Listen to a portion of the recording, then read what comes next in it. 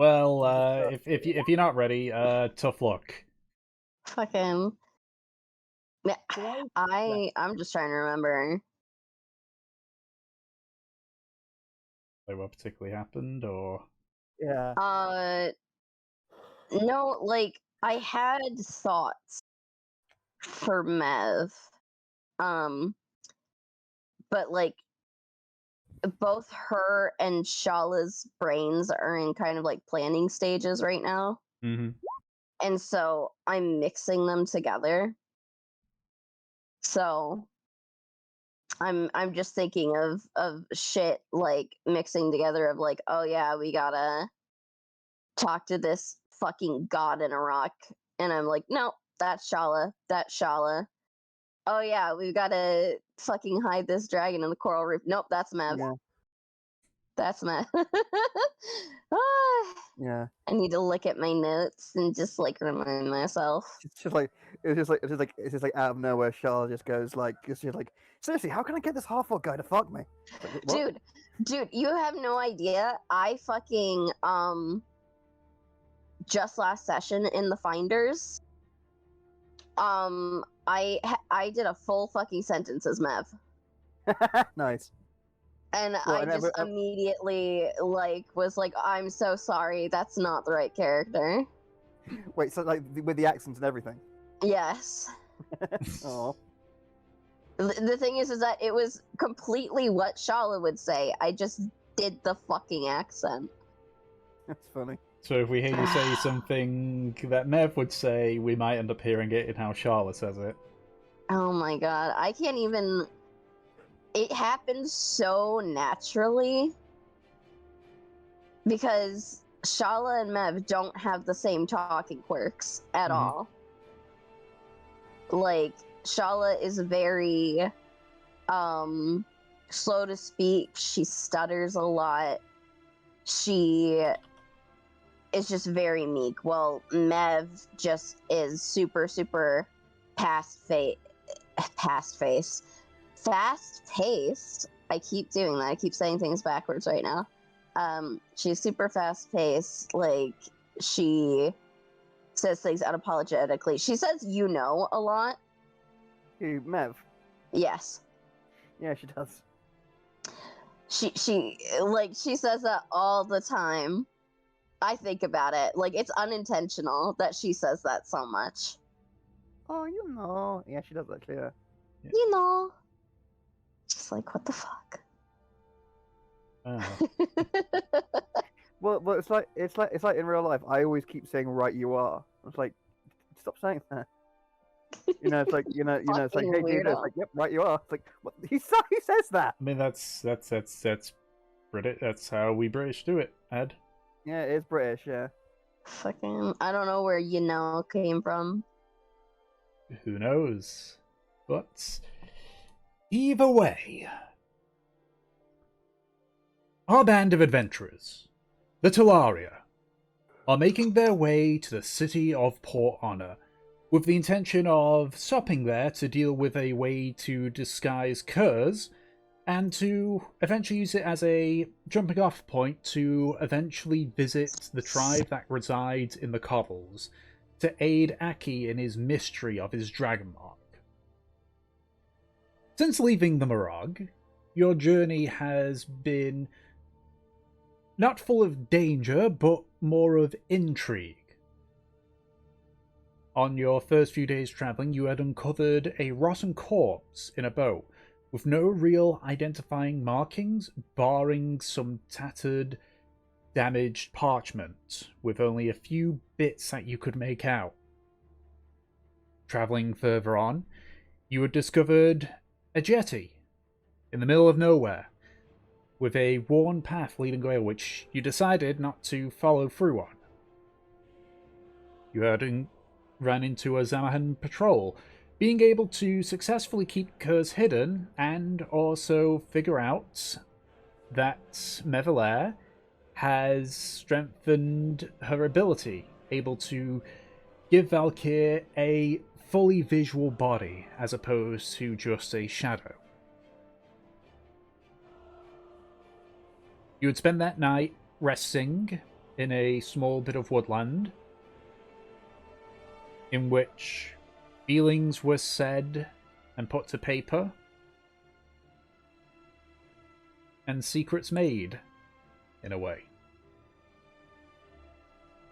As you made your way onto the next day, you had uncovered what looks to have been a small camp, with the dominating feature being the corpse of a giant, seemingly slain by what you assume would be not wild creatures. The giant had arrow wounds, sword wounds, and burn marks galore. This had been a conflict between intelligent individuals, with the giant coming out the loser. Feeling that there is a risk of this group still remaining, you decide to continue on your journey to Port Honor. And that is where we left off. So, I don't believe we rolled for the second half of the day, did we? We only rolled for the first half. I don't think we did, and I think, was Aki the last to roll? Because I know it reset. I think it was you, actually. Okay, then it's Aki this time. Yeah.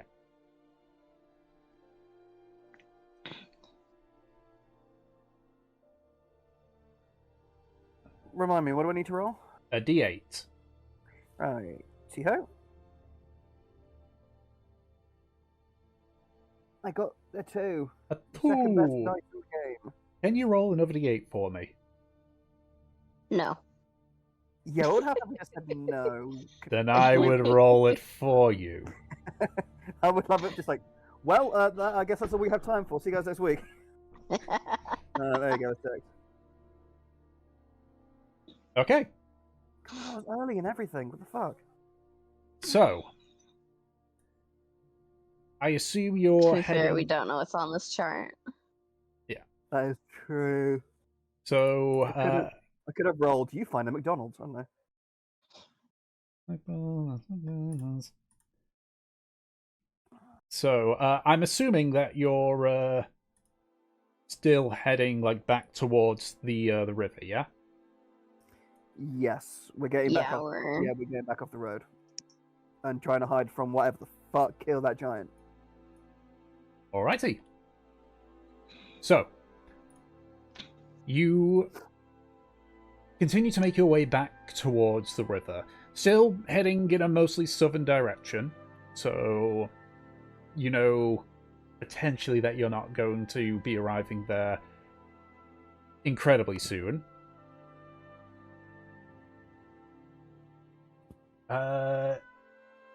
That's unfortunate that I get to the bathroom, but so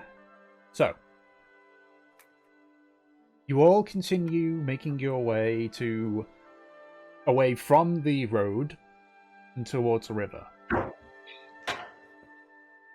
Mm-hmm. Big slam there. That was not me. Until eventually you spot what looks to be almost like trenches or dug up ground, heading roughly in the same direction you're all going. And then they just stop after a few minutes.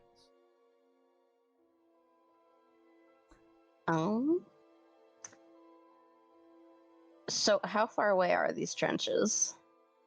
They're sort of maybe about 30 to 40 feet.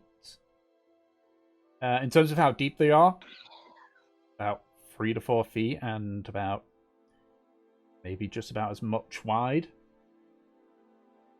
So these aren't like huge war trenches. No. No. And I imagine since they kind of stop, we've gotten closer to them. Does that mean we can peer inside one of them? Yeah. So you peer inside one. The trenches are fresh. You can tell just by the fact that the earth around it isn't dried out or anything. They sort of vary in depth until they sort of end almost in the shape of a hole, but it's been clogged up by what you assume is just the earth falling inward.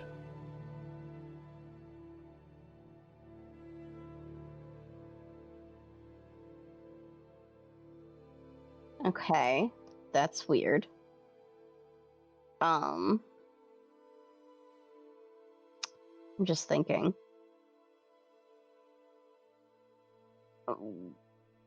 We have not hit we've not hit the crossroads yet, right? You're not 100% certain, but you know you're probably getting close to the crossroads. Okay. And you said there's like a big fucking hole that they're all leading to. So Is that so with the trenches, they're singular trenches, and they all start and end with a hole. okay? They all start and end with a hole. They're kind of like a barbell shape. Yeah. But there's nothing in them. Not as far as you can see. Okay. That's quite weird, but I don't feel like jumping in a fucking trench. We can probably go around and see if there's anything in one of the holes, right? Yeah. Okay.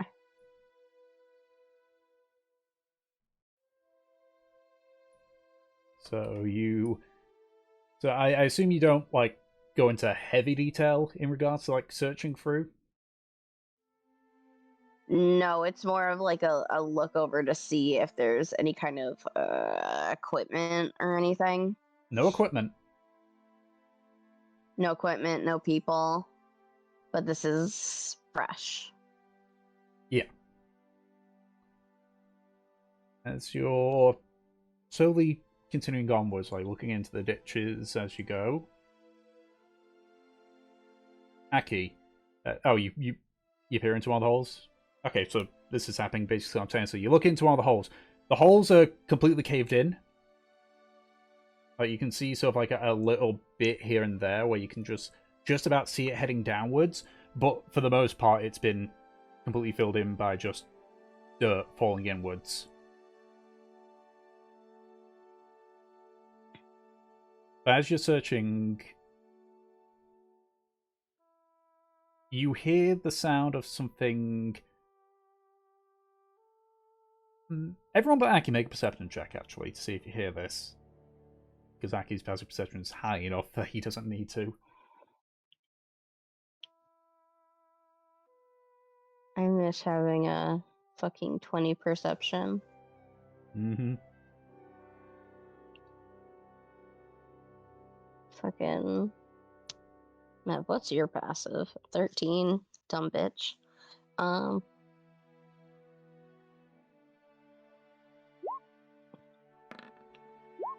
You're even proficient in it. Come on. Get good. Where's that's first character sheet?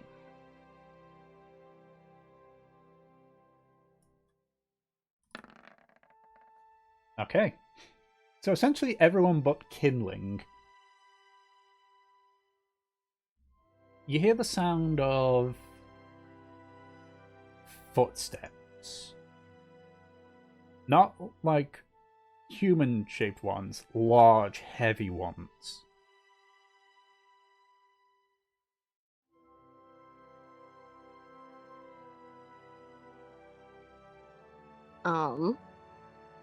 Would they be around the size of the giant that we saw? You don't If know. we assumed? Make an intelligence check.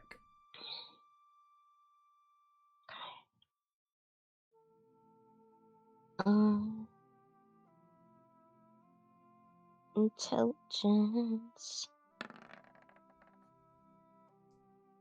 Would I be able to tell which? What was that? Can Amazing. Yeah. you tell where they're coming from? Yeah, which direction? A little bit ahead of you, actually. Huh.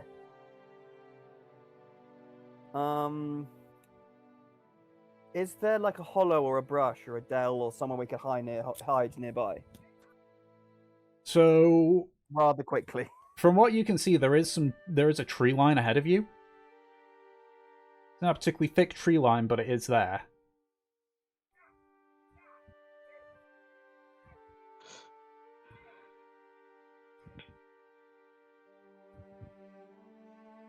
Okay. Yeah, Aki will say. We'll look to everyone with a bit of a panicked expression and go. Something very large is moving towards us. To the tree line, quick! We need to hide. And he'll start running towards the trees. Okay. Did he say it's approaching? Because something that big would literally make the earth shake Yeah, if it was that close. I think that's just Aki assuming. Yeah, Mev's gonna snatch up Aki's collar from behind. Can I help you exactly? What about giant, I humongous don't know titan what barreling this towards us? is, but Did you not understand, Mevler? I don't know what this is, but something this fucking big would make the earth move. We'd be feeling it right now. You can't feel it right now? No. Which, comparing my senses to yours, means we've got time. All right, what do you suggest then? I'm not saying we should stay here, but we shouldn't just go into a panic either. She smiles. So what do you say? We'll fight down. We'll face down this titanic fate and let it approach us cordially. Is that what you're saying? Hold on, let me see. What's in the chat? Something bigger at it, Stompy, for fuck's sake. Yeah. Yeah, spooky stomping. Mev looks to the group. We just move, get out of here, but don't run. You're just going to overexert yourself. So, I mean, if we've been an okay runner, they're just over there. Plus, you know what happens when prey run? The chance of living goes up. They get chased. Right. But in that chase, there's a guarantee of escape. But standing still, there's a certainty of death. See, this Who is how says there's a guarantee of escape? She grins. Yeah, no, that's not how it works. The point of the hunt is to tire out the prey by chasing it at a steady pace. Yeah, Mev nods. Yes, Heard but through it, I don't think you've seen an animal kill another animal. But isn't the prerogative of the prey to get to a point where it breaks line of sight with the predator and can escape and live another day? That's what they want to go for, but if the predator's smart, that ain't gonna work. Trust me, I've been doing it long enough. Nods. Okay, I'm not quite. I don't think it's quite advantageous of us to debate about semantics right now, is it? Mev looks like she wants to say something. You're not technically wrong about, like, we shouldn't debate this right now, but she looks like she really wants to. And she Is she looking a bit pouty, basically? She looks amused, like she's biting her cheek.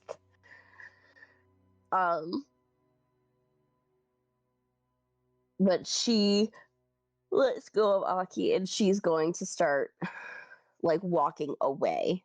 Yeah. Right. Yeah. So you still Aki will, sort of like walking in the direction you were heading. I'm gonna go whatever direction Aki was heading, because I don't doubt that he was correct in that. Okay. Wait, so your problem was that he wasn't moving slowly enough? Mev's problem was that he was going to draw attention to himself if he freaked out. Okay. Yeah, so yeah, Aki, I guess will. Well, first of all, he'll mumble something, and then will start walking towards. Perception check. I'm totally fucking Yeah, okay. He's checking that. To be fair, he's more sort of just like half like mumbling something under his breath to himself. So if you want to hear it, you can check. 17. Yeah, you hear it fairly clearly. Yeah. Yeah. You hear him sort of just breathily mumble, just like restraining yourself, Nebula. As he starts walking towards the forest. She hears that, and you see her, like, her head turns around, she flashes a glance at you, but she just turns back just enough to know that she heard you. Okay. I think Aki was, and you, Aki. I think I'm not sure Aki is bothered about the glare, but you just watch him. Oh, it wasn't a glare. It was an acknowledgement. Oh, okay. I mean, I suppose if you wanted to tell him off, you could. You can literally go in his mind. Yeah, if she wanted to say something, she fucking could. Yeah, so Aki doesn't see her looking back to him because he's too busy at first sort of walking at a normal speed towards the forest before sort of breaking into more of like a power walk. Yeah. And more of like a, like just before you like go into a jog, that kind of walk. Mm-hmm. Alrighty. And he will be sort of looking back towards the direction of where the sound was coming from, just to make sure they're not, being followed, or if he can see what's coming. Well, the tree line is towards the sound that you were hearing. Oh, okay. Fair enough then. So you make your way towards the tree line. About a minute or two afterwards, you hear the sound of it almost sounds like a small rock slide. And you hear the sound of earth crumbling down. The sound of the heavy steps stop before you hear a decently close sounding of a roar, a humanoid roar. And you hear the steps begin faster this time. Would I? Is it? Well, I'm just gonna ask. Is it like getting close to us? Doesn't seem like that. Well, specifically, it does sound like it gets a bit closer than the footsteps like are still going, but they don't seem to be closer to you. Okay. From the sound of its roar and like it's like general like the general like impression and the sound sense of the size of it, would I be able to piece together like what kind of creature this is? 1 second, Millie sneezed there. Well, here's a perspective, bless you then. Would I be able to would I have some kind of knowledge or be able to figure out what this creature could be best based on like the roar and like the sound of the rock sliding and its movements and its size, that kind of thing? So the rock sliding just sounded like a rock slide. The roar sounded like almost humanoid. Like something a human would say. Like a what, sorry? Like it almost sounds like a human, but much like more bellowing. Okay. Yeah, Aki's going to say, Right. Whatever in the plains made that noise, it didn't seem friendly. It didn't exactly sound like an invitation to tea, did it? No, definitely not. And I think it might be. It sounded almost like a war cry from a mighty champion or something. There possibly might be giant country in general, perhaps. Perhaps the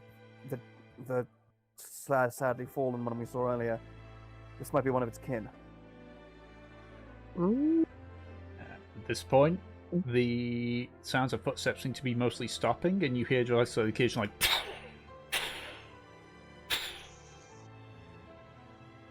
as if something's trying to make impact with something. Okay. What spell slots have I got? How close are we getting to it? How close are we getting to the source of the sound now? Pretty close. You, with your perception, you assume it might just be past the like it's sort of in the tree line, but it's a very thin tree line, and you can see that there is a you can see it drops down steeply on a few areas. Okay. You're fairly close to it at this point. Okay. Probably Karmora? just past the tree line. Karmora, I would like to slap on a pass without trace and see if I can get close to it, see if I can get within eye shot of it. Okay. So I Is assume... that for the whole group? Yeah, cool, yeah. Yeah. So I assume then that you're all sneaking up?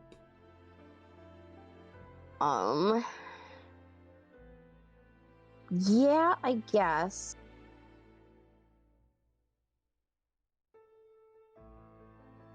I will be fine with that as long as everyone's careful. Okay, so if that's the case, I want everyone to make a stealth check. Plus 10, of course. Yep. Doesn't matter. Yeah, Oh good, wow, good. that's sleight of hand. Whoops. Stealth. There we go. 19. That's not There bad. you go, there you go. You did better than Havelock. You doubt yourself. Oh man. Just you There you fuckers. go. Wait, I'm gonna play a fucking rogue. 31. Alright. I'm gonna be unstoppable. See, being early works, guys. So, you all sort of move low down as you approach the edge of the tree line. As you sort of come up to the cusp of one of the cliffs, you see two things. The first thing you see is the source of the rock slide. There is another one of the similar kind to the holes that you'd seen before, but you can see that it's partially off the cliff, meaning that whatever burrowed through clearly made a calculation error. Yikes. Burrowing, okay. And as you sort of follow onwards, why is... Oh, that's why. Are you fighting the Shehulu? Teaching you tokens tiny. Yeah? Yeah, it's because of the little, like, starry effects. Or the sunny effect on it. One sec. Let me show you why, because this is what you see over the cliff. Alright, I will fix that. No, it's funny. It's accurate Mev size compared to everyone else. Honestly, that's very funny. It is... Why are there two Havelocks? I don't know, because I tried to drag that over, and for some reason it decided, oh, Havelock.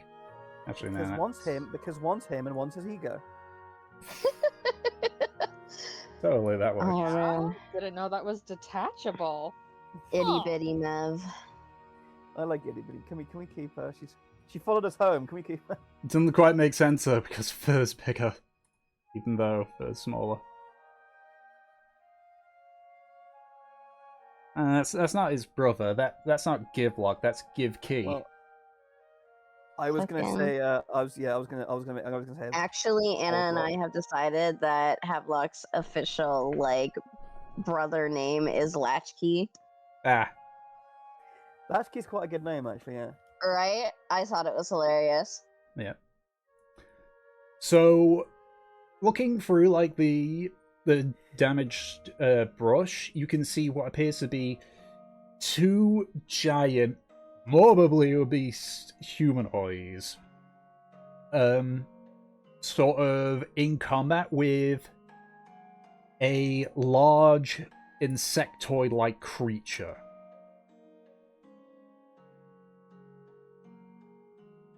Currently, they're sort of... You can see that the giants are essentially like trying to intimidate by like slamming down on the ground, but the creature is sort of keeping itself ready. Its claws are raised upwards. Mm-hmm. Are you guys just watching, or...? I will connect everyone to the cell phone call that is my brain. Beepity beep. Fucking. Beep-a-doom, beep-a-doom, beep-a-doom, What? beep-a-doom. I'm going to fucking kill you, Aki. That's not what she says. That's me. That's not Mev. Okay. I know. I was doing like the fucking like joining a fucking Yeah. Discord call sound. Well, looks like we found the noise. Indeed. Would I be able to identify these, like both these two creatures, now that I can see them? The insectoid you're not super aware of. What about the big, morbidly obese, big giant lads, big absolute units of boys? I mean, you know, they're giants at the very least, but They've eaten Okay, pretty well. are they giants or are they ogres? There's a they difference. look There to is, be yeah. giants. They look to be giants. They like match the dead one. The dead one was much skinnier. But in terms of like just Okay. sheer Weird, height, okay. but in They terms might of be like giants, sheer okay. height, Get back. they match. Okay. Okay, so these are fat giants. Okay. I don't want to get fucking involved in that, do you guys? No, I'm not sure how advantageous an ally either one of those parties would be. What about you?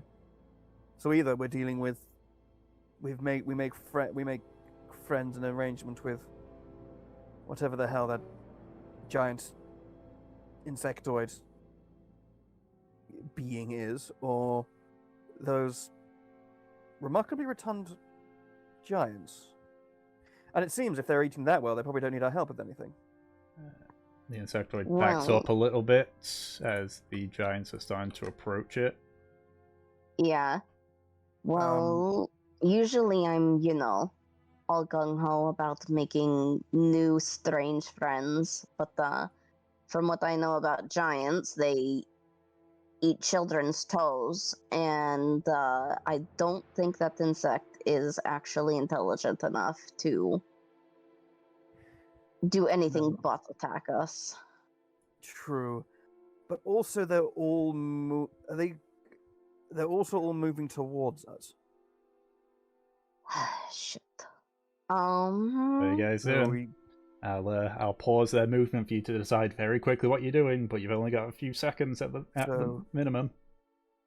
either we run or this fight will be upon us.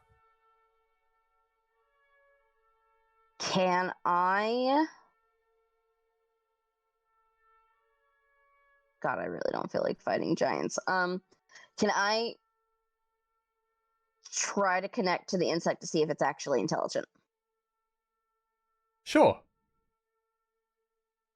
Because it needs what, an intelligence of 3?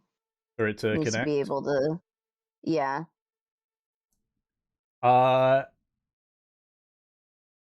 It feels like your connection's just deflecting off essentially a metal ball. This Yeah, creature Nev does not have the winces. intelligence. It's not sapient enough. Yeah. She shakes her head. He's not smart enough. It's not worth it. Well, what about the giants? Meth stares at you as though you did not listen to what she said. That, like, these fuckers will probably eat us. That's true. Alright, what are you doing, guys? You only got a couple of seconds. Right, we need to. I would recommend expedient haste. Alright. Does that mean we're running? We're leaving? Actually, hold on. Let me check something. You got 30 seconds. He's checking something. I'm aware. But I mean, just so you know, like, once you've checked, 30 seconds to make your choice. Yeah, we're getting it. Just fucking let him look. I've got an idea. Uh-huh. Thomas, Yes. could I try to use conjure animals to make an animal appear behind them, do an almighty bellow, and try to basically draw their attention away? What's the range of conjure animals? Let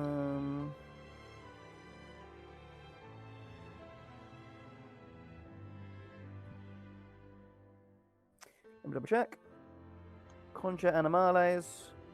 60 feet to any unoccupied space I can see within range. Then yeah. Yeah, so we're gonna have one like right here.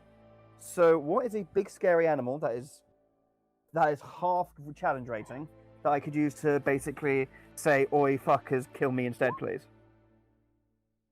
Well, We could get another giant bug. That's true, actually. Hold on. No, but it's only. But a giant bug isn't a beast, is it? If a druid can be a bug. Bug. Okay, let me check. Hold on. And druids can only be beasts unless otherwise specified, so. Yeah, the rule is that it has to be something beast. Rated by damage, by challenge rating.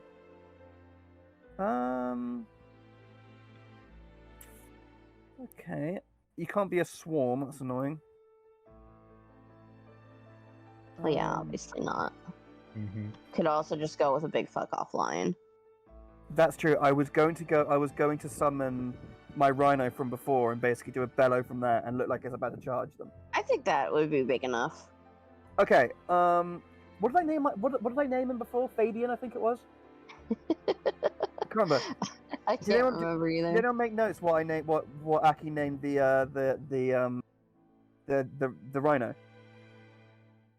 Okay. That's a good question, Mega Man. Also, hold on. Rhino roar. Hold on. What noise does a rhino? Because if it turns out rhinos are mute, I'm gonna be really annoyed. What sound does a rhino make? 1 second.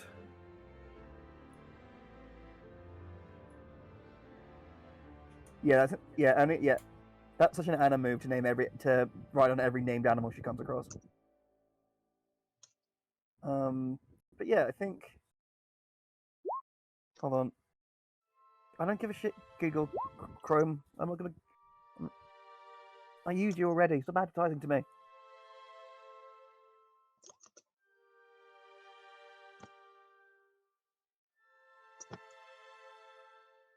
Okay, fine, whatever.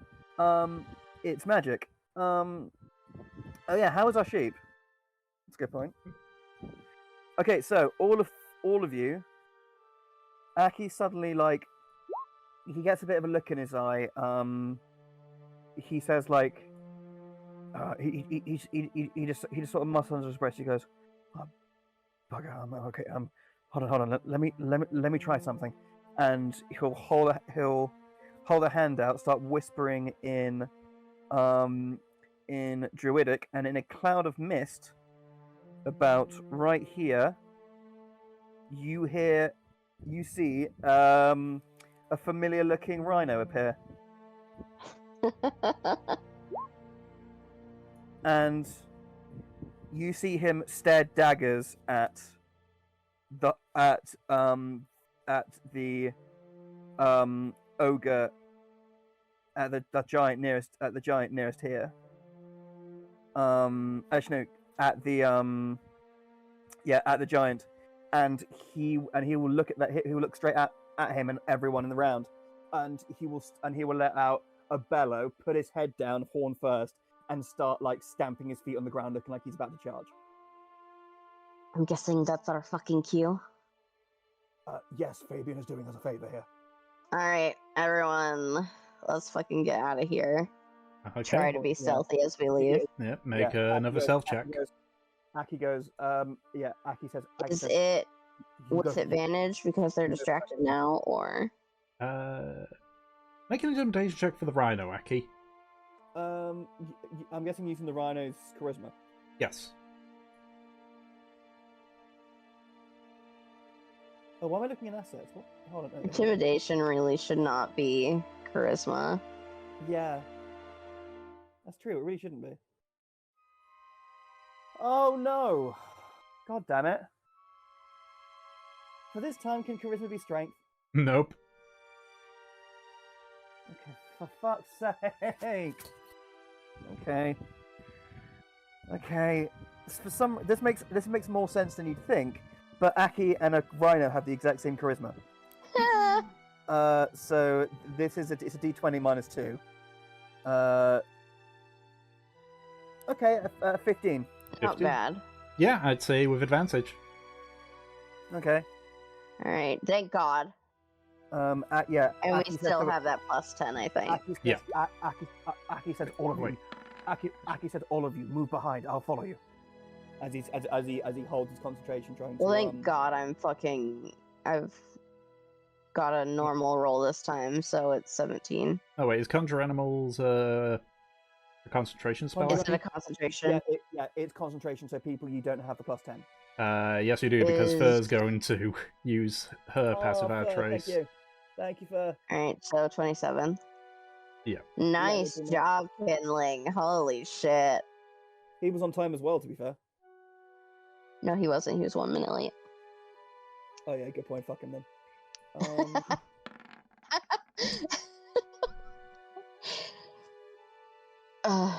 There you go. There you go. 19. Yeah. So the rhino appears and bellows.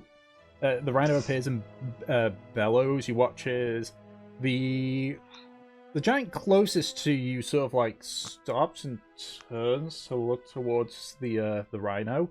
As it does, you feel like the shadows sort of almost like move away from you, to which point Fur's like, no. Just sort of twirls her fingers around a bit and the shadows come back. Which way are you guys retreating in then?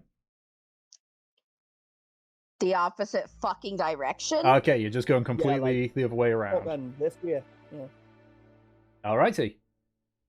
As this happens, you do watch as the giant reaches the creature and begins sort of like lash out of it while this giant over here starts walking towards the rhino. But you all very, very quickly beat a hasty retreat.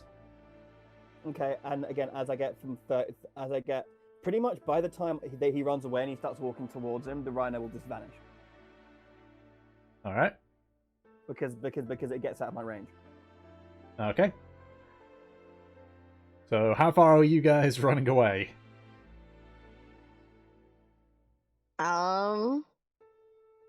Fucking. Let's say to the road. Okay. We could also action dash.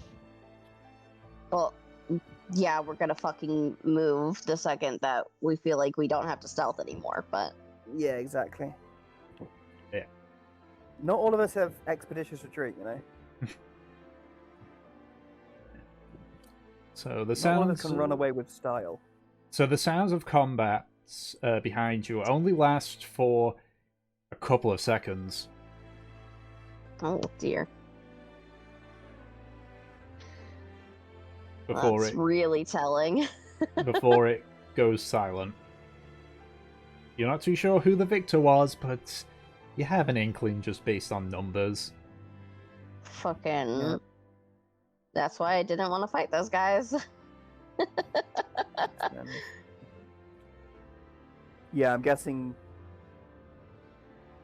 Does Aki just hear just like scream? It's like yells and bellows and snaps and squishes and squelches and stuff, basically. You hear Squish, squish. you hear what sounds like a. You assume the insect like screeching out in pain before he goes silent. And then after a few Yeah. seconds, just because of your Oh, buddy. perception, Aki, you hear a very loud snap. And you hear like Yeah, another one. You guys watch as we're like running away, you do hear Aki's face turn sour and he just winces a few times.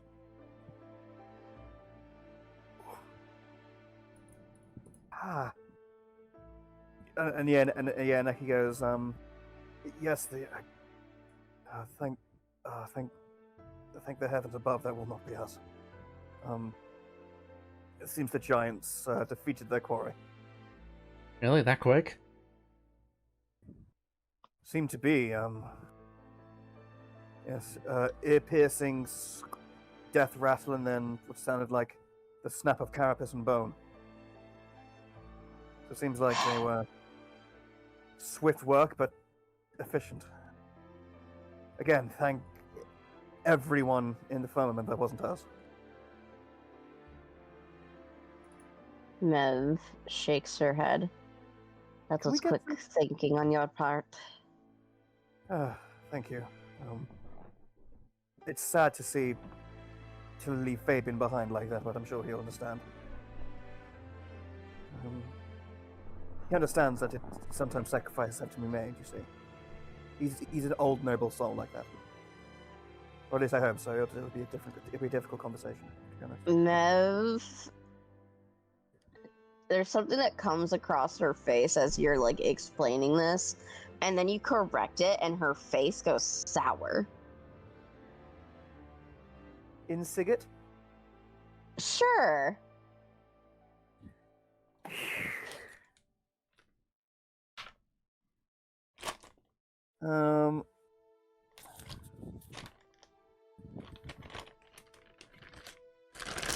Ooh.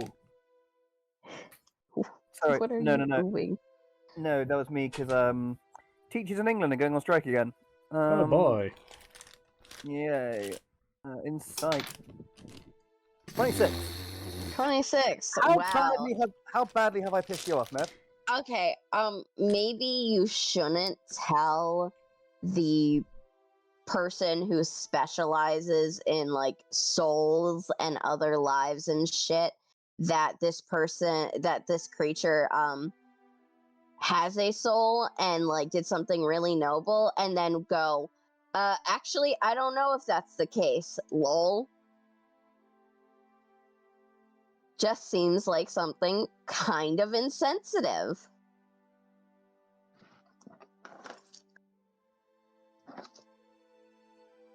Yeah. Aki That sort of. definitely draws across your mind. Yeah, Aki kind of sees your very sour face now, and I'm guessing your look of thunder. And he goes like,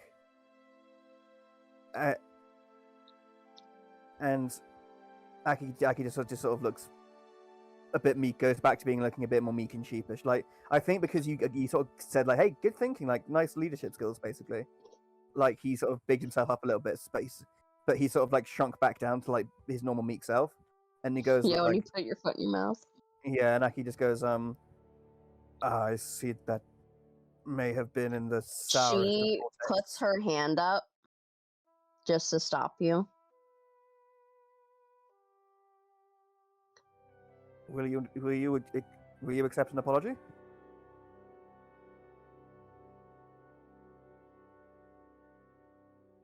You did fine.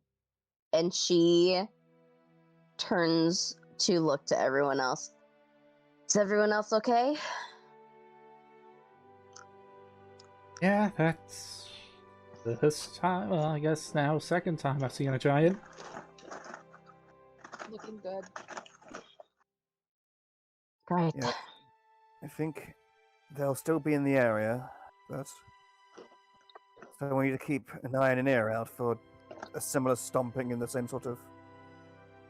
stomping and roaring that we heard before. So It. apart from that, I think as long as we keep moving and get back, see if we can find another way back to the river, we should be fine. She shakes her head. We've been interrupted twice now on the river. Things that are obviously going to get more heated as time goes on and more populated. I say we follow the road until we get to the crosses. And then we're going to start turning southwest. That'll take us to the cove that we want while having minimal encounters. Right. But my main reason I want to go to the shore, to the riverside, is that we will have encounters, yes, but the encounters we will have will be the ones who chances are will be less bothered by the fact that we're traveling with a dragon. The people who travel on the road will be Zamahanian, and thus spitting either deeply shocked or spitting furious with our traveling companion. And at the moment, I don't have the means to disguise him. Would you prefer we run onto the guards on the coast again? Or perhaps you'd prefer if we have to cut through the path anyways and take an even longer time getting to the shore?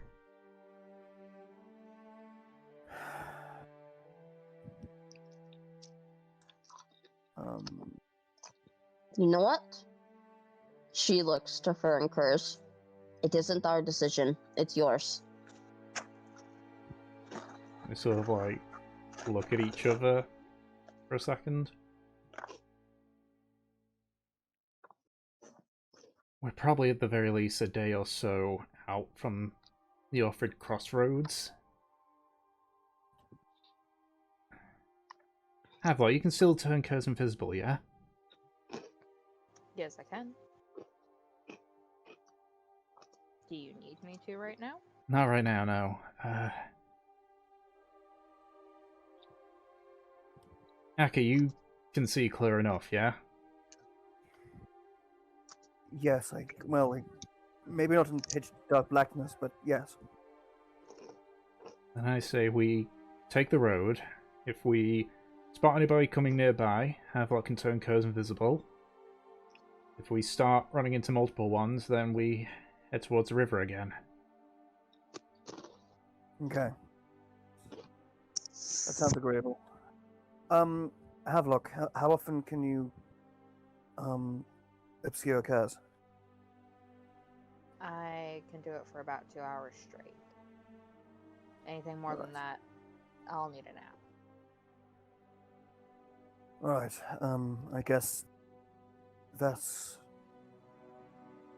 We'll use that if and when we need it, but other than that, I guess I'll leave from the front, make sure, and be ever on the lookout on the horizon for any passers-by. What time of day is it, by the way, Tom? Mid-afternoon at this point. Okay. What a day. Yeah, and Aki says, the sun will be starting to set soon, and I doubt we'll see many travelers on the road traveling at night, so... Well, those who wouldn't already have untoward motivations towards us, but... So yes, I will stay by the front, keep and scan the horizon, make sure that no hostiles will be there, and you make sure that on my signal, Kurz is made invisible. and everyone else can keep an eye out too. We don't know what we're going to find out here. Does anyone have like a large enough, not like a massive tent, but just a tent? Mev raises her hand. I've got the 2-person tent. It might be too big, but pass it over here. Just the fabric, not the posts or anything. Yeah, she takes out the fabric for the tent, Yeah. hands it to Frey. Yeah, which, given her small size, she does struggle a little bit. It's like, okay, I might actually need some help with this one. I'll help her. What if we cover Kurz with the tent? Like, just while we move, we can just take the tent off him if we have to turn him invisible. But it just means that, anyone from afar might... I mean, so like looks over at Kurz, who's just like, just sitting up straight. And you could probably tell that he'd look like a dragon from a distance. Yeah. Aki does say, Mev, no, Mev, go ahead. Mev looks at Kurz and looks at the tent.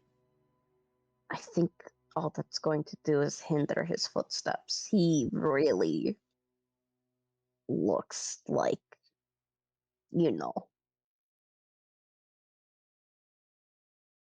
Yeah. Aki says, it's a valiant effort, but I'm afraid there's no mistaking his silhouette and his size, I'm afraid. That's why I thought maybe the tent could break up the silhouette a bit. But, okay. All it's going to look like is that we have a dragon under some fabric. Okay. And she'll even put the fabric on Kurz to kind of demonstrate. Yeah, I mean, at the very least, color-wise, he's the color of the fabric as opposed to, green. Yeah, but it's pretty evident that it's fucking suspicious. Yeah. It's like, Aki's like, I'm afraid all scene that would tell someone is we're traveling with a dragon who gets cold. She takes the fabric back, folds it up, puts it in her bag. It's a great idea. It's a great idea, but I'm afraid it probably won't work. We might be able to get something better in Port Honor. Hopefully. I mean, I have an idea of possibly a disguise that we maybe could get made in Port Honor. When they had the sort of Republican Foundation Day, I can't quite remember. Were there like giant man-sized, dragon-sized puppets they could maybe use to play the role of stars? What's the name of the dragon that besotted this land back in the day? He's a leaf. Yes, so perhaps we could disguise a dragon as a pantomime puppet of the dragon. Is that with an eye, Tom? Yeah. Uh-huh. So oddly, if we dress a dragon as an obvious dragon costume, we maybe could say, if people are coming, he can lie still and say, "Oh yes, we're a traveling troupe of actors, and here's our costume from that we use for the masquerade balls to tell the story of Foundation Day." Or was that a tad too far-fetched? By now, the day of sea and sky, those are over, aren't they? They were over like a month or two ago. Yeah, Mev shakes her head. The festivities are over. It wouldn't really work. It would work if we weren't here in Karmora, traveling band telling the story to the other continents. True. To anyone else, it would look fucking weird. But we can save the ideas for when we're in Port Honor and we have access to those resources. All right. Pie in the sky thinking, I'm afraid. Yeah, I'll take any suggestions, honestly. Right then, we still have some miles to cover. Hold on, I need to roll something quickly. Okay, yeah, we're fine. Yeah, Aki says, yes, we should probably keep moving. I want to see if we can get far away from this giants as possible. Who knows if they could still smell us or something. Okay. So let's, and I agree. I say we head for the crossroads. Yes, it was to see how bad Aki's diarrhea has been. Yeah. Oh my god. I wasted a 20. I wasted a natural 20 on that. Yeah, you did. So for the first time in his life, he has been poo and pee free. Alright, we're gonna keep fucking moving. Alrighty, so you continue traveling for the remainder of the day. The sun begins to set. You still got maybe an hour of sunlight remaining. Aki, you notice far ahead, just a little bit off the road on a hill, the sign of a small fire with 3 individuals and their steeds around it. Yeah, Aki will, at seeing that fire and the campsite, he will stick an arm out and say, and see, so whereabouts is it, on like a hilltop, on a hilltop sort of thing? Or... Yeah, so it's a little bit off the road, on a hilltop. It's okay, Aki, maybe about a mile away. Aki will say, Aki will suddenly pause, stick a hand out, and say, look, we are not alone. There's a campsite up on that hill. They may have a vantage point on us. Perhaps we wait here and keep moving once darkness has fallen. Or we could turn Curse invisible and keep moving. All that, yes, fine. I imagine since it's only a mile away, Mev could even see that shit. You can definitely see the fire. Yeah. So, judging by how long it would take, like, yeah, an hour is all we really need to probably get out of their view. Yeah, if you go at a leisurely pace, it'll take you like 20 minutes tops to get alongside them. Okay. So, Mev looks to have luck. Yes. Can I help you, Mev? We need you to turn Curse. Right. Gives him a little smack on the shoulder. Alrighty. You have the perfect I shouldn't make that joke. Yeah? Go ahead. Well, it is funny. I'll text you it. Also, sorry, I was updating my notes. That's why I didn't hear you guys.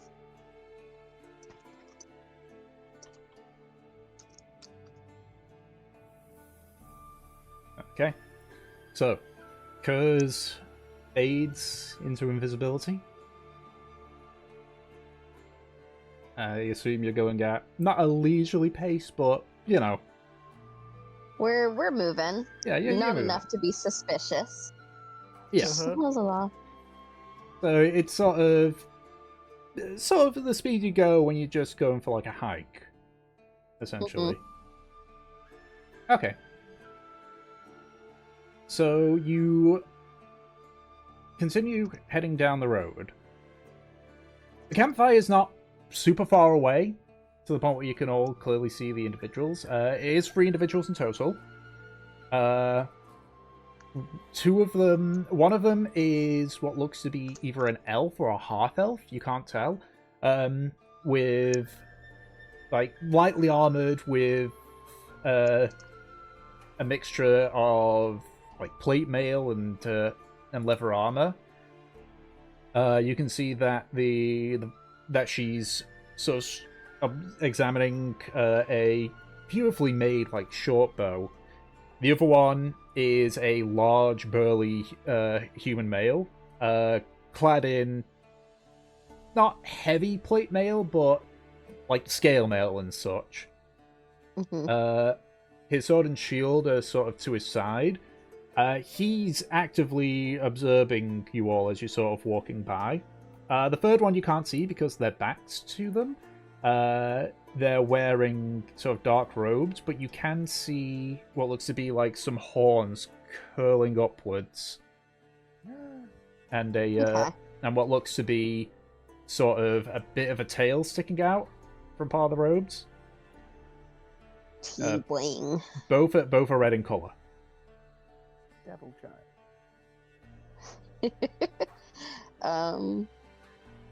Yeah, I think Mev's not gonna go out of her way to ignore them, because that would be weird. She just flicks a glance up to them, gives a wave, goes back to her business. The male sort of like nods his head. The tiefling sort of like turns around. Everyone make a perception check for me. Great. Oh no. This guy's conveniently gonna have, like, fucking devil's sight or something. Well, I mean, I'm scared now.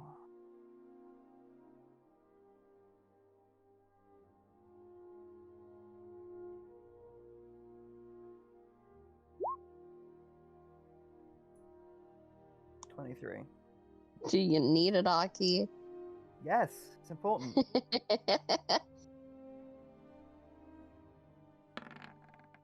That's fur.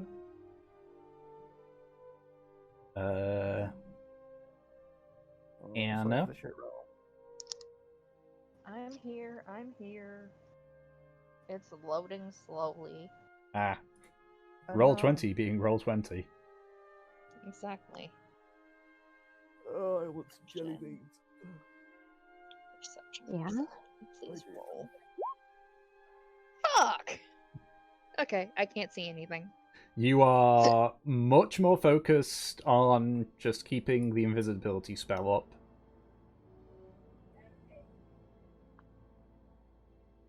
Because of the robe and just the lack of light, it's difficult to see. Aki, you can see that it's a female tiefling with sort of amberish eyes. Okay. Lady Tiefling. Looks familiar.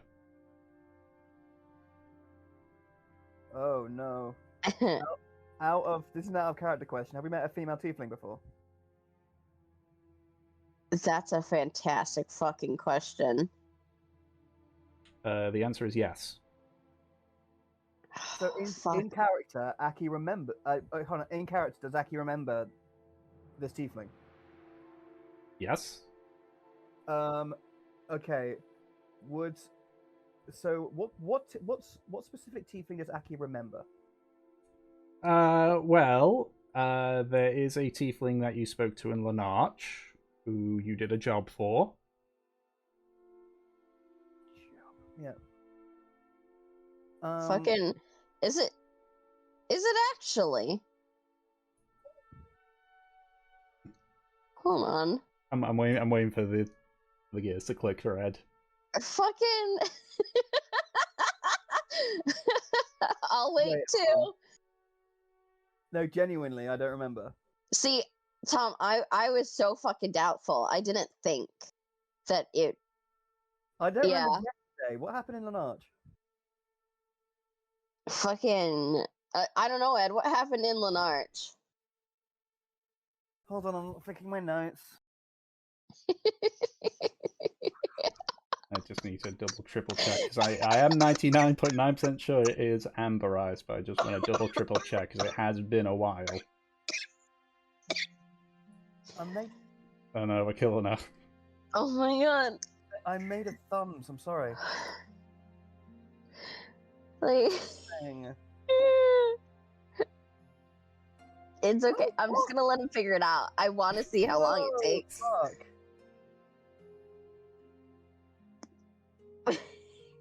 Hold on. Notes. Tiefling. Oh, is it Olivia?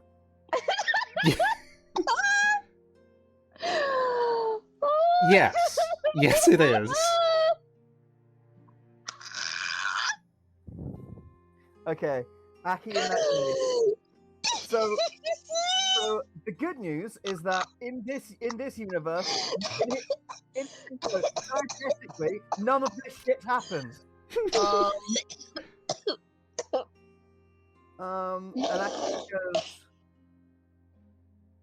And Aki just says, you hear Aki just go like, you see Aki just go like, what are the chances? Folks, it seems we've stumbled across our friend Olivia. Oh man. Yes, it appears we... well, this is awkward. I was told to meet you in Port Honor. Oh my god. Give me a second. Give me a second. I'm sorry. Wait, can you hear me? I need to breathe. In through the nose, out through the mouth, Peach. Okay. Is this our break, by the way? Do you want to take the 5-minute break just to get your bearings? Yes, please. Okay. Please. Yeah, so... now that we've had our break... You have your girlfriend and your ex in the same room. What do you think? Anyway, so Aki, you recognize that as Olivia. Peach, you know I love you. Have a swarm of bees.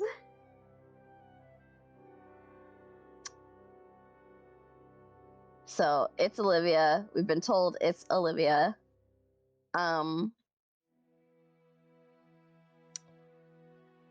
At the revelation that it is indeed Olivia, Mev, her eyes kind of light up, and she will book it up the hill. Olivia, you're here. The two, what you assume is guards, stand up. Olivia turns around and says, No. They're friends. Turns around, probably around the time you get level with her. Yeah. Yeah, she gives Olivia a big hug. Okay. Yeah, you see Aki sort of like make strides up the hill, and when he gets to the top, he sort of says like, "Oh, Olivia, good to bump into. Providence is kind," and he'll stick out a hand for her to shake. I mean, he will wait for Mev to sort of release her vice-like grip. Because I imagine Mev will release after a minute. Literally 60 seconds.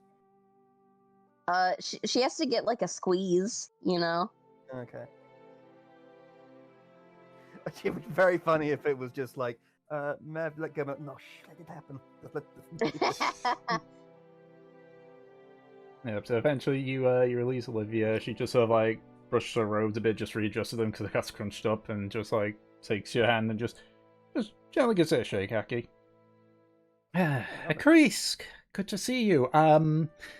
This is awkward. I was expecting to meet you all in Port Honor, but well, that's all right. It's not the most wretched thing to have happened. To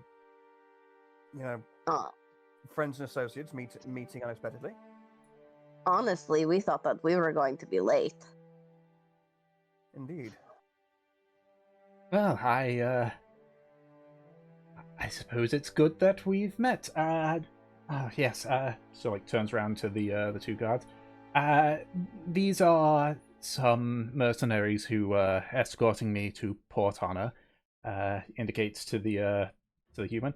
This is Garrick, and this one, pointing to the. At this point, you can tell it is an elf. This Mhm. is Liena. Mev holds out her hand for them to shake. Mevaler, with the Talaria. Garrick sort of like Yes, stands up. Big lad, tall lad. He sort of like looks at you, just sort of like eyes you up and down before just gives a smile and takes your hand, gives it a firm enough squeeze, like, "Aye, she's told me about you." Oh, Yeah, you've talked about that? Well, I didn't go into details. Just mentioned about how they helped me out with Alara and everything. Yes, Oh, particularly we're so flattered. I I mean, hope you we were didn't the leave ones out that the good- captured her. I hope we didn't leave out the good gory details. Well, oh no, I asked for them details. Fantastic. It really makes the story bind together. Mev turns to the rest of the group. Where is Fur? She's sort of like in the back behind you all. Okay. Mev goes back down to get Yeah. Fur. Yeah. Seeing her move back down towards Fur, Aki will just sort of do catch up small talk with Olivia and introduce himself to the bodyguards in the meantime. Full on as like a Kreese Gaventori of the Aventori fading trading family, and de Just to say jure, that 5 times fast. and he but now he also adds, and de jure commander of the Talaria. Ooh. Akriska's gone from just being a member to a leader, have you? Well, I mean, technically the document that sort of legally enshrines that the establishment of the Talaria in contract law was signed and drafted by myself, so I suppose it technically makes me the leader, but to be fair, I'm not exactly the most, auspicious commander, I must be said. And I imagine you've met me before. I don't exactly scream, martial prowess. You'll get there eventually. Your well, thank you. Your optimism is charming, Olivia. Thank you. And then they continue talking back and forth as Mev goes down the hill. Yeah, the two mercenaries don't exchange much small talk with you. It's mostly just you and Olivia. But yeah, so Mev, you get to where Fur is with everyone else. Yep. And she gently takes Fur's hand. Come on, you got to introduce yourself. Okay. Where's Kindling and Havelock?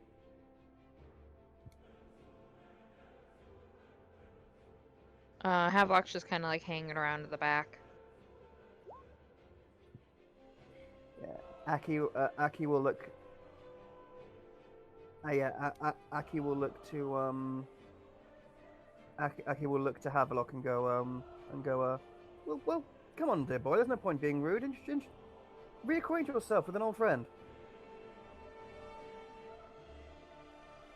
I think I'm fine. All right. And he just kind of shuffles off to the side.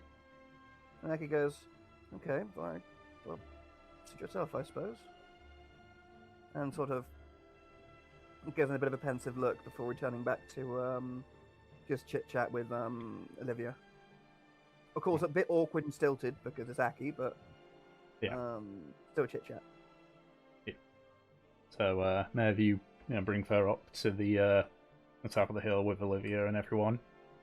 Mm-hmm. Mev brings her specifically to Olivia. Olivia? Yes. This is Fur. She's a new member. Olivia sort of like crouches down to be more at her first level. It's like, oh, hello there. Hi. So, you remember the Talaria? You're all growing up quite a bit, aren't you?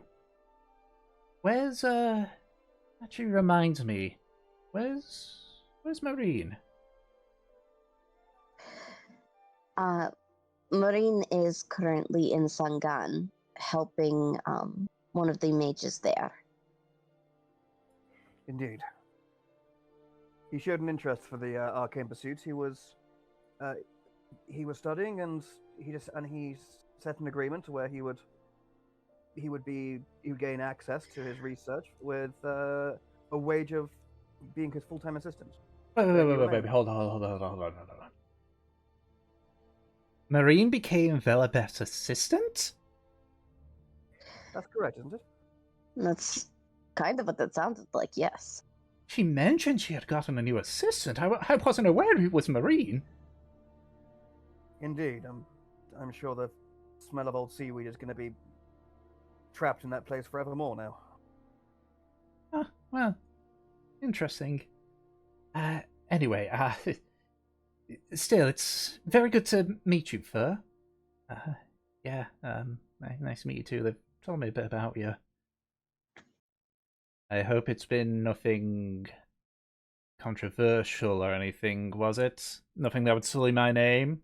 Sort of, not unintentional, but, a sort of playful, like, accusing look. Mev grins. I mean, I've talked about how pretty you are. Well, if me being as pretty as I am is controversial, that is one I will accept. Yes, It is a crime to be beautiful. Yes. Maybe it is. Some areas. Yes. She grins. Your horns are particularly curled, yes. Oh, you even got the compliment out of Aki. I mean, I suppose, is that something desirable? In tieflings? She shakes her head. He's not changed at all. No, he hasn't. But it is a much more gentlemanly statement about my horns. I don't think I need to imply what the drunken rabble sometimes say about them. Surprised Yeah, no nods. I'm surprised you pay them any mind, Galivia. I don't, because they're drunk. Understandable, I suppose. And then, obviously, you know the two also introverted Kindling and Havelock. Yes, I do. Yeah. Yes, I do. Our friends in the shadows over there. They're still doing well, I believe. Actually, they've got some new pets as well. So, like, indicates to the two sheep. Yes. Now you see, the interesting thing with that is they are no average common or garden pastoral sheep rustled from a Zamahanian sheep herder. These are druidic sheep, bought from the Muradon of Refren themselves. You sound like a salesperson. I'm just trying to make conversation and be light and jovial. We were in the Murag. Yes. And you went into the Murag and found a druid tribe in there? Indeed. Took us about Yep. a week. You did, yes. In fact, we're going to go back in later and find another. Olivia seemed completely lost for words at this. The Muradon. They were an interesting lot, to say the least. We've been busy bees. Indeed. I can tell. I mean, you went to Port Embar and then made your way all the way down here, went into the Morag, succeeded where expeditions had failed, and now here you are, just heading towards Port Honor. Oh boy. Just wait until you hear what else. She pats Olivia on the back. I it's am been- very, very interested. Sure you are. And Let's beggars hope you believe keep that vested interest. Yeah, it's better. Yeah, it's better. So it's like, yeah, I guess it beggars belief for even those who witnessed the rewind. God! Who doesn't Holy do that? shit, Ed. Fucking. You know, sometimes Aki being a really overly verbose prick even trips up me, who is who's already an overly verbose prick. Oh, alright. Jesus. Sorry, I fucking the record skip. It reminds me of like bloopers from Yeah. like voice actors. Oh Yeah. yeah, they're the best. Well, is that not what we're doing? Acting with our voice? I guess, yeah. I guess, yeah. Yeah. Aki just says, yes, some of the things we've seen and done, even beggars believe to those who were there to do them. Quite astonishing, actually. Oh, I mean, am we've- so interested on hearing this. Where should we start? The forest canopy-sized Goliath spider, or the 1,000-year-old Naga we bumped into? I would start with the what were they? The deer women? Oh yes, yes, the sort of the huntresses of the forest. They were fascinating, yes. And in fact, yes, and yeah, when we sort of, I guess, going like tag teaming the story back and forth, adding their own details. Vila, right? That was the name. Yes, Thank you. Yeah, we end up telling basically telling the story. Like, I suppose as we set up, yeah, and Aki does ask, so well, I suppose given we're in the area together, it would be foolish if we set up two different camps. Maybe we could merge ours as one. Mev, you feel like Fur just sort of like give you a light elbow. Yep, Mev holds on to Fur's shoulder, gives it a squeeze. That's a wonderful idea. Would you mind, Olivia? Not at all, not at all. I mean, it be safety in numbers. God knows we've been harried before.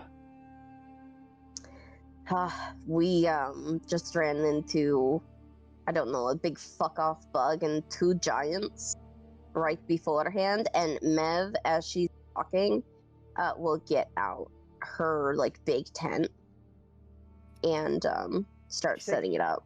Did she take it back from? First? Yes, she did. Yes, she did. Good, okay. So Mev is starting to set that up and just as quickly and as casually as she can. Two giants. We dealt with one. Yeah, and Aki, yeah, and in that case, hold on. Did you kill the beast? Yes. Was it particularly emaciated? It was when we were finished with it. We ran into it while we were on the way here. So good, it was dead. Yes. Sure seemed that way. But it seems we bumped into its kin, and it seems its two friends were perhaps eating a bit better than the one you felled. Maybe. It did look a bit malnourished, didn't it? Yeah, a little bit. Yeah, hold on. While telling these stories and catching up, I need to do a quick roll.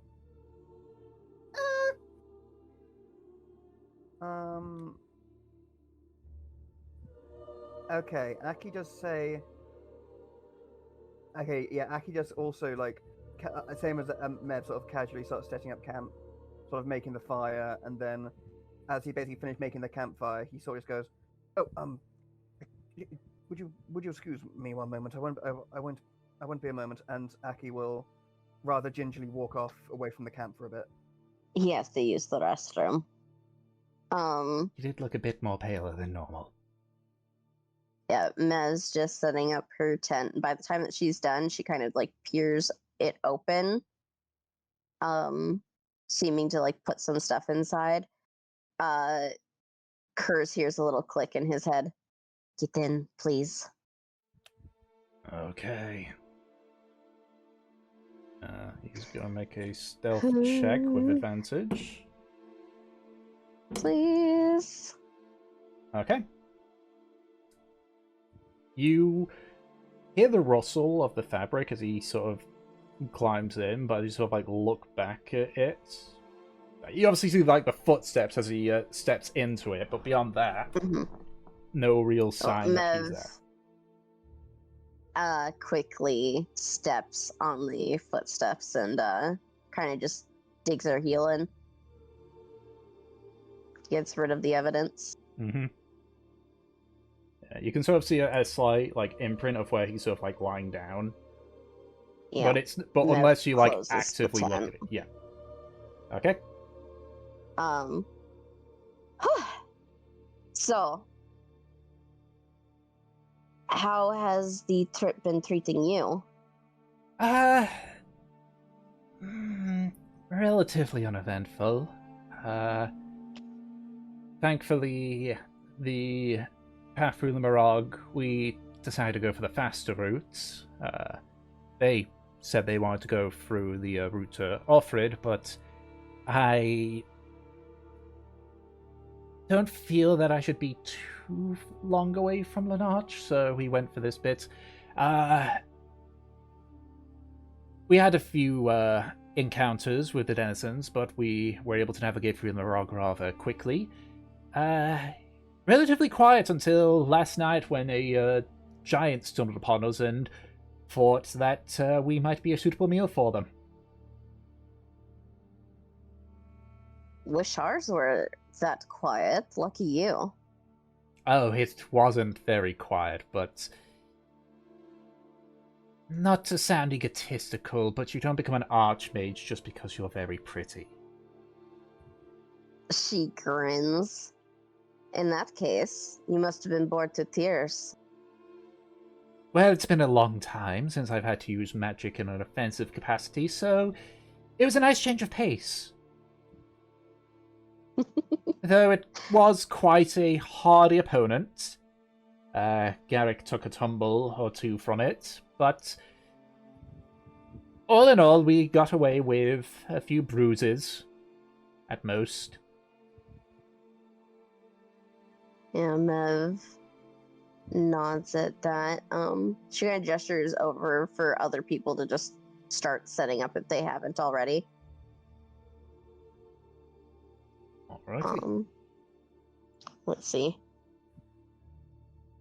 20 hockey fail. All right. Mev, as the rest of the group gets set up, she stands up. Can I gauge Fur's temperament right now? Insight check. Insight check. Spigot.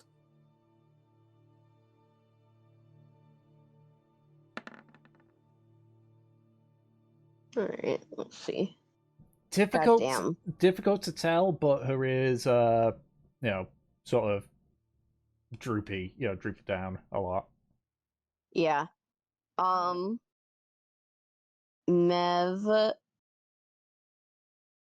will. I can't remember if Olivia's really seen Mev's telekinesis. And it's Nope. especially improved since time's gone on. She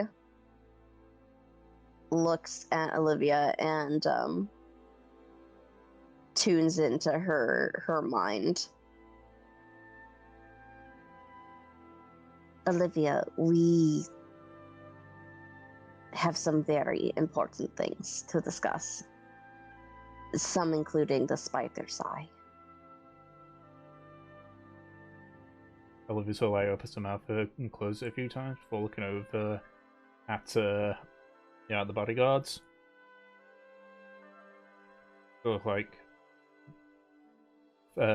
furrows her brow a bit before she sort of like speaks back through the kitchen. It sounds to me you'd like some privacy with this, yes? Mev nods. Just you or others? The group will need to be there. Yeah, by this point, Aki has come back and is sort of just like helping set up camp.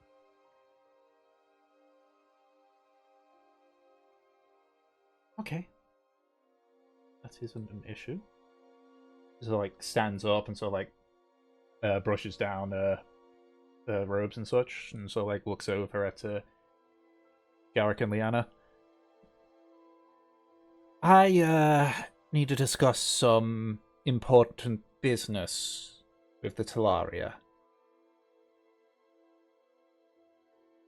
Okay, so I need to discuss this with them privately. So Get out. we don't need it anymore, or no. Just making you aware. I will. She like looks back down to where the road is. We'll simply be at the bottom of the hill, so you can keep an eye on us. But just so you're aware. Okay. Well, Liana just nods. Sorry. It's fine. Right. Well, to the road then. I'm real nervous about this. Alright. So, Neville, head down. Others should follow. But particularly, Fur. She grabs Fur and takes her. Yeah, I guess just. Do you tell everyone, or like? Well, the- Olivia said it out loud. Okay, so I guess Aki's just finishing, sort of just like setting his bedroll down and like putting down his big backpack, and then we'll just stand up and walk down the hill. Yeah. They all walk down the hill again. At this point, it is relatively dark, but at this point, Olivia just clicks her fingers and just 4 globules of light appear and sort of like start floating above lazily. Right. So, should I be standing or sitting for this? Sitting. Definitely. I think it is. And she just sits down. Alright. Mev thinks about this because she's got 2 things to tell her. Yes. Alright. I'll tell Yeah, you, yes. We're all there. Yeah. I'll tell you the thank thing you, God. that's easy to swallow first. While we were in the marathon. What the fuck happened? Okay. I have a bit of an issue. Part of my notes is gone. Ooh. Hold on. I might have some about Moradon. 1 second. Yes, and it's completely like all the stuff from when we entered them. Oh fuck. Okay. Yeah. I don't know what the fuck happened. Okay. I've got all the outcome of the meeting with Bolgan. All right. Thank you. So, while we were in the marathon, we met a man named Vulcan. He had the same tattoo that the Lara has. He explained to us that he was a runaway. And that he was part of the Spider's Eye when they were less intense. We got confirmation out of him though about what is the mage that they weren't sure like if he's got his magic back or not. Jiraiya. We confirmed through him that Jiraiya has all of his capabilities back. He doesn't know how, but apparently it's been going on for a long time. Yes, he was living on the run for about 8 years and even from his time 8 years ago, Jiraiya was almost back to full capabilities. You see a sort of almost like a look of horror on Olivia's face. That can't be. Ferrant told me what they did to him.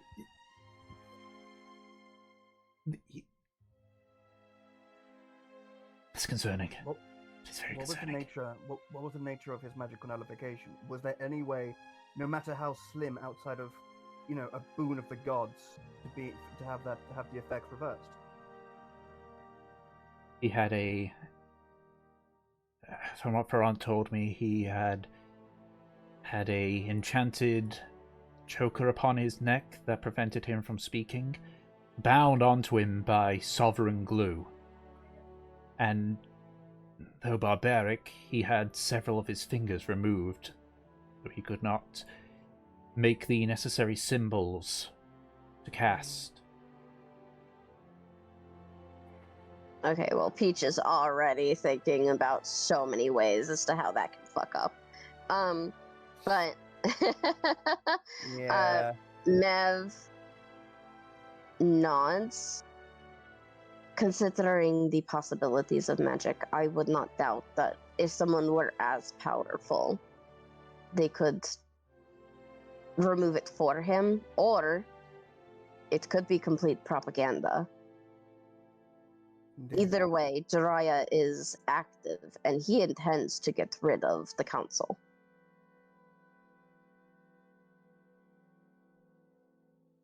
Yes.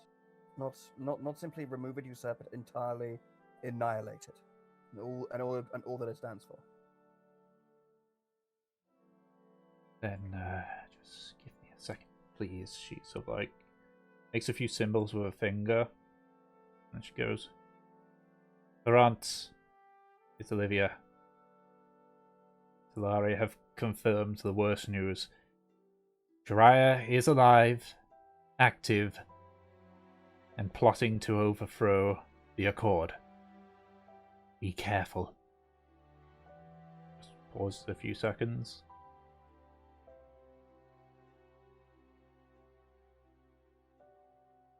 He understands. He will make sure the Accord is aware. This is probably difficult for them now, knowing this. Mm-hmm. We apologize that we can't grant you any more information, I'm afraid. We don't know where he may be hiding what routes of plot he's pursuing, but The this is all most we have, I'm could afraid. give you is Vulcan's location. And you Exactly. yourself have said how hard it is to get through the Mirage. It might be a risk that we'll have to take if Bulgan can provide any information. We'd ask Alara, but the situation has changed on that. Yes, you said she broke out. Yes. When was this? About 2 to 3 weeks after you left. How long has it been? Maybe a month? What, since we left Lanarge? Yeah, Maybe? Hold on, like a month or two. About a month or right? two, yeah. About a month, yeah. Okay, maybe so just over a month. that's it's just a good amount of time for them to have not told us this. Mm-hmm. Mev looks a little annoyed by that, but she nods in acknowledgement. There's nothing that she can do now about that. Olivia's got insight to see if she notices the annoyed look. That is a 19. 19. Yeah. I'll roll deception. Oh, Give me a second. remembered. Bulgan said he didn't know what the plans were. Yeah, okay. Of Man, I'm rolling really poorly of- today. of Jiraiya and the rest of the Spider's Eye, but he was certain that it had nothing to do with the possible return of Easelith. Well, that doesn't surprise me. The Accord, they want to destroy the Accord. They don't want to destroy the Republic. Easelith would Oh, yes, do but- the latter. Well, yes, but wouldn't there possibly, if their ways are as nefarious and powerful as we've been led to believe, maybe they might have ensnaring the will of Easelith, using it to their ends? Or is that fanciful thinking? It's a little bit fanciful. They are... Let's hope the idea hasn't popped in their head. Okay. I feel they would be making a massive gamble if they tried to get easily on their side. Mm-hmm. So, Olivia can definitely tell Mev's annoyance. She can read that quite a bit. Just sort of gives a sort of knowledge and acknowledgement that she saw your reaction. Yeah, Mev doesn't really comment further on her annoyance though. All right. Do we know how she got out?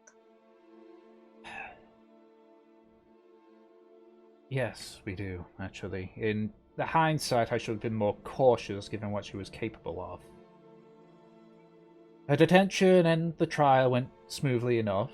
She was charged with assaulting an archmage, of third-degree murder, and with your help, I was able to convince them of also charging her with crimes of magical misuse. That's on par with necromancy. The bad kind, not the good kind. Mm-hmm. She was asked if she could be given a book and her inkwell to pass the time. Oh my god. Oh my god. I'm gonna fucking lose it. I should have objected, but I figured she did not have a spell book. She had no means to cast her spells. It was harmless.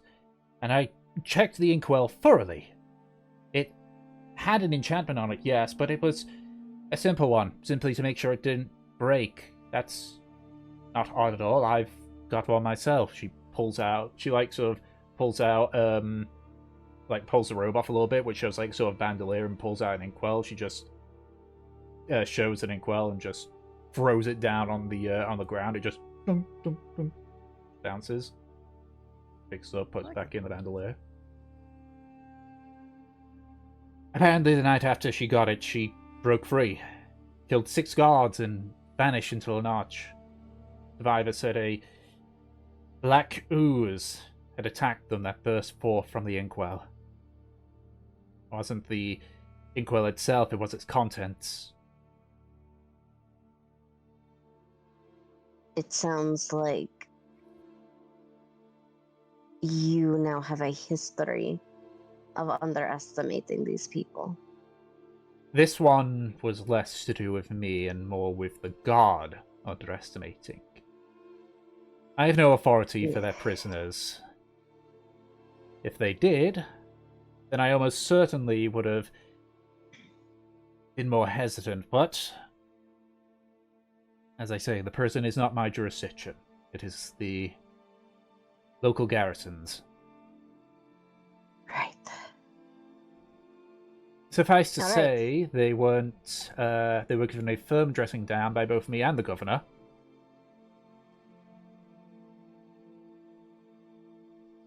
Have you or the Accord been able to track her or receive any tips of maybe her location or perceived destination? No. Which is why we've Simply kept that. quiet about it.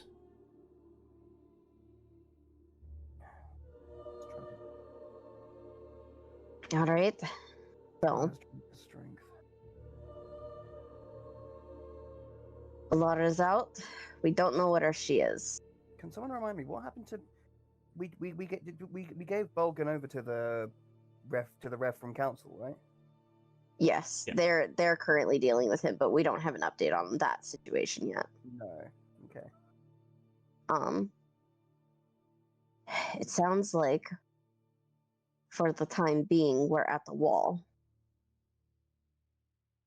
Yes, though, as luck would have it, and she sort of, again, like shifts her robes, and robes, and you can see, like, on the other side of the bandolier is what appear to be 2, almost like holsters for books. One of them you don't recognize, the other one you recognize as Lara's.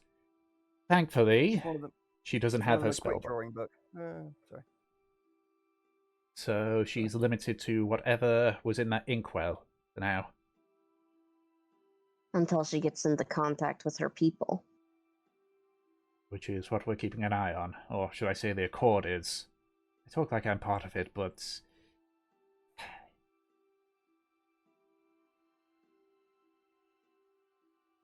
Alright. So right now it's... we wait for more information. That's what you're saying? Yes, the city has been essentially under lockdown ever since. There's been several searches, but It's been almost a fucking month. Even Mev knows that, like, someone could have gotten out in that time, no matter the lockdown. Yeah. Yeah. No, you can sort of tell by Olivia's expression that she's thinking the same thing. Yeah, like, it's pretty apparent. Okay. No use fussing over it right now, if there's nothing that we can do.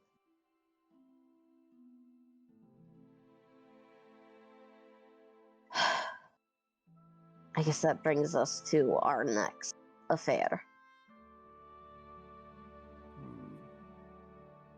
Now, Olivia, Yes. I want you to remember the things that we have done for you thus far. I would not normally try to guilt someone in this way, but this is quite serious. And I hope, at the very least, that if you disagree with us, you will be kind enough to turn a blind eye. It sounds like whatever it is you're about to tell me is highly illegal.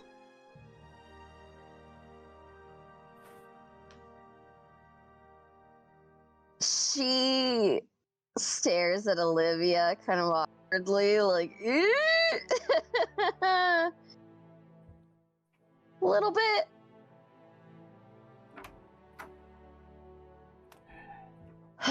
Let's hear it then. Right. So, Mev gestures to Fur. A while back, Mirslangan, we ran into Fur. We were on the hunt for some kind of large green beast.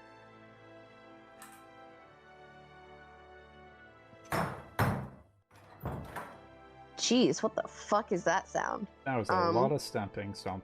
Yeah. We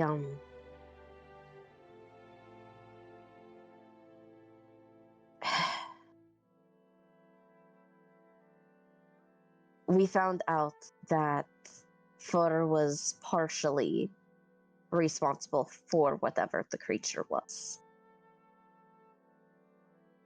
And after hearing about her plight and being shown that this creature has some sort of genuine sentience, a good kind, we offered to assist. Obviously, she can explain it a little better once we've shown you, but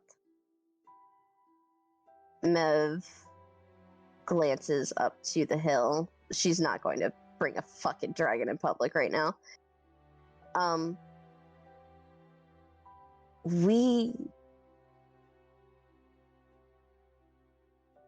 We have obtained a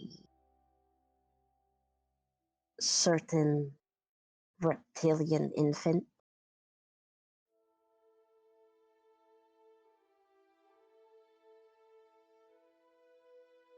You're sidestepping, Mev. I can tell.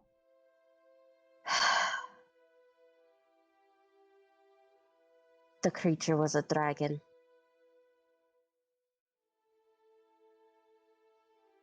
Olivia sort of like leans back, so like looks upwards, eyes closed, just breathes in, just...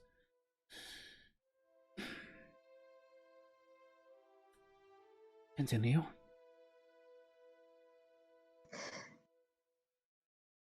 For is bound to him. She cannot separate herself, and even in the dragon's death, he returns.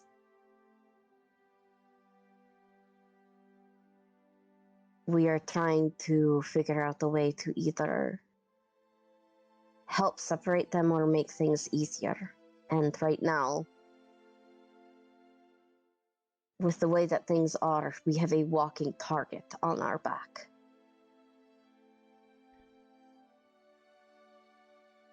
That is an understatement. If what you say is true, if this is a dragon, not only that, apparently an immortal... So, like, looks back up the hill. An immortal dragon? You would find no reprieve in the Republic.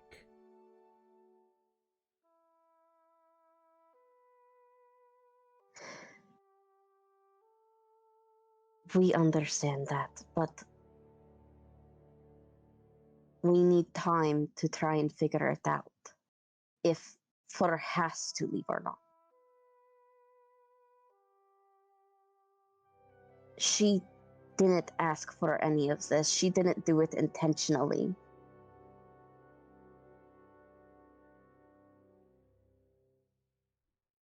This is why you wanted me to come to Port Honor, wasn't it?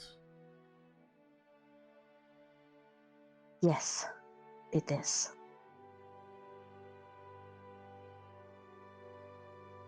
We were hoping that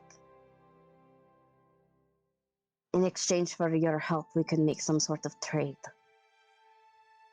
I know that you're looking at research on these creatures. It might be able to help you, though I'd rather your experiments be ethical, of course.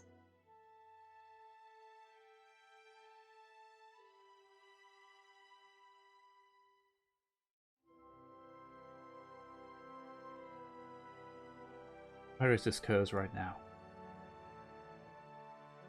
I've hidden him in my tent.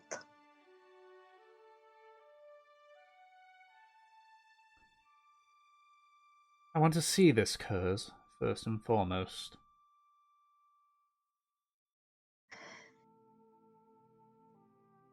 We can do that, though I doubt your guards would be less likely to be persuaded.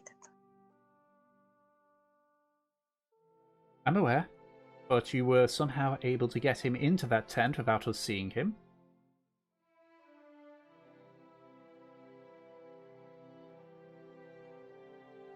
Right.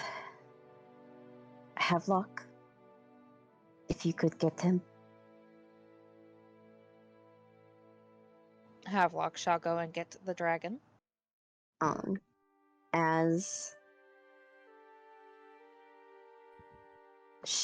Havelock does this, Mev looks back to Olivia. When you meet him, I know you'll at least understand that he's a person.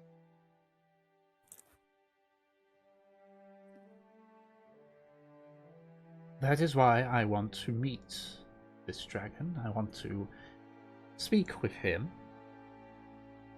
so that I can make my decision. Sure, you understand the position that this has put me in. Now I know you have something that the Republic would like to have destroyed. If I keep quiet and it comes out, I am in danger and I can kiss my chances of joining the Accord goodbye. If I am a part of it and it all goes south, same situation.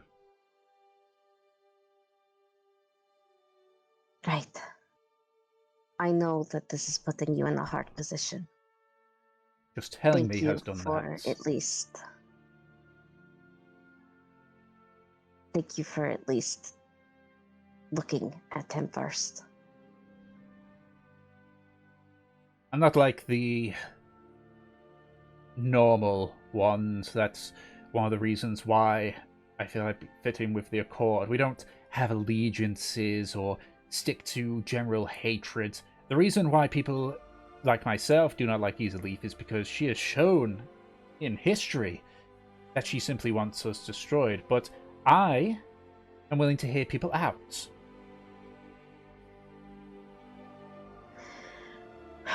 Okay. It seems to give Mev kind of a glimmer of hope. How's Fur looking? She's sort of almost curled up into a ball a little bit. She's still saying like at Olivia, but she's got like, you know, her knees tucked up. Yeah, Mev puts a hand on her shoulder. We're being given a chance. I know, it's scary, you know? Just... I know. Just breathe. Olivia does spot this. It's like, look, I'm not a heartless individual. Regardless of what I do, No, it wouldn't be right. Regardless of what I do, I will not say a word of this, but... You owe me significantly for this, especially if it comes to light. We don't expect to... We don't expect you to do this purely out of the kindness of your heart. Though I'm hoping you'll have a little. She smiles a little like that was supposed to be a joke. Her mouth does twitch a bit. Well, it's thankful that you approached me and not spoke to little Miss Down to Business in Sangan. Oh, definitely not. We know that you are sensible and consider you a friend, Olivia, even if this is an unfortunate circumstance. At this point, Havelock's came back with the re-invisibled curs.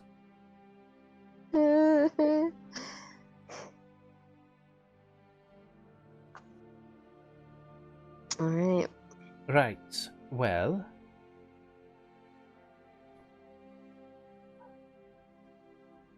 I assume he's nearby? Yeah, right next to you. Jump scare.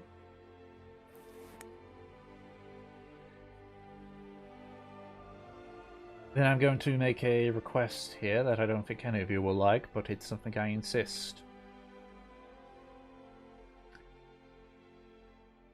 Could all of you, except for Kurz, head back up to the guards? I wish to speak to Kurz alone.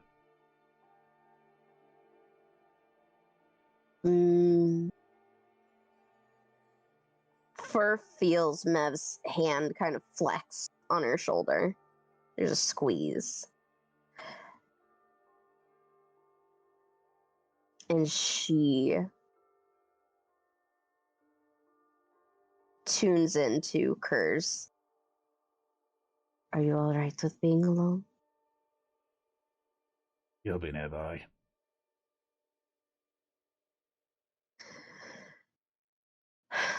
Alright. We shouldn't push our luck. Come on. So you all sort of stand up and head up to the top of the hill. Yeah, as we're walking, I will say to Mev, if you'd like, just for security, I can eavesdrop on their meeting. No. This is... No matter how it goes, Olivia's doing us a favor. A big one. Yes, indeed. We need to... Not betray her trust. Exactly. If Right, of we don't show that we trust her, then what is the point of putting her at risk like that? All right. Understandable. Okay, I will just sit and wait, I suppose, then. Try to close your ears. They're not that big, are they? She looks at his ears. Are they fairly large? Hold on. What did I roll for ears? What do I roll for ears? No, they're not like crazy big. They're kind of just like they stick out a little bit. They're kind of they're like a little bit flat, but they're like Yeah. they stick out a little bit, but they're not like comically huge, you know? Nev grins. They're fine. They're cute. Oh, thank you. I don't think I've ever had or even heard of anyone getting their ears be called cute, but thank you. Baby's ears are cute. I don't usually go out my way to look at babies' ears, to be honest. When's the last time you were around the baby?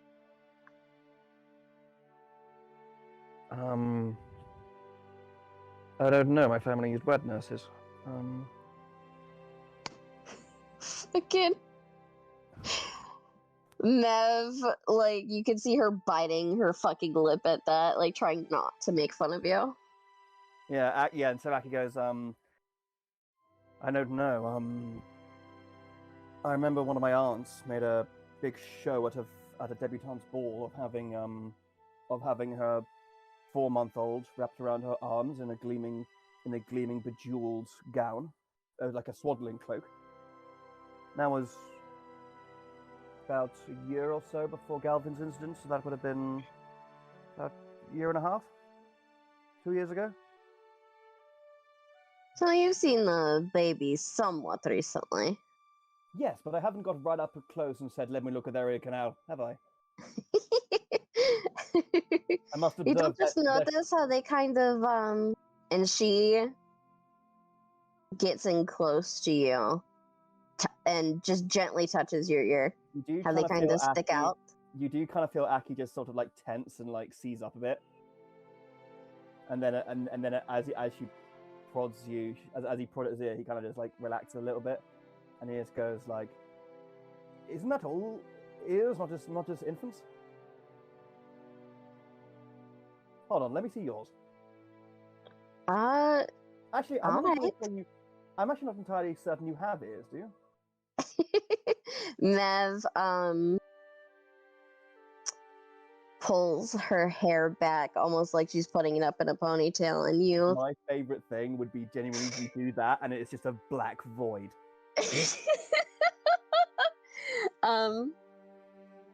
Nev has her ears are fairly small, but they also stick out. Okay. And they're just normal, like, round human ears. Are they pierced? Yes, they are. You've actually never noticed this before. She has little swords hanging from them. Yeah, Aki says, well, I suppose to comment on the cuteness of my ears, your ears are indeed cute and kind. Also, fetching earrings are not exactly my style, or even one I'm accustomed with, but they suit you deeply. Why, thank you. My mama wears crosses. Nice. Is there sense behind the symbolism? Oh, do you think you could ever have a fencing duel with a fairy?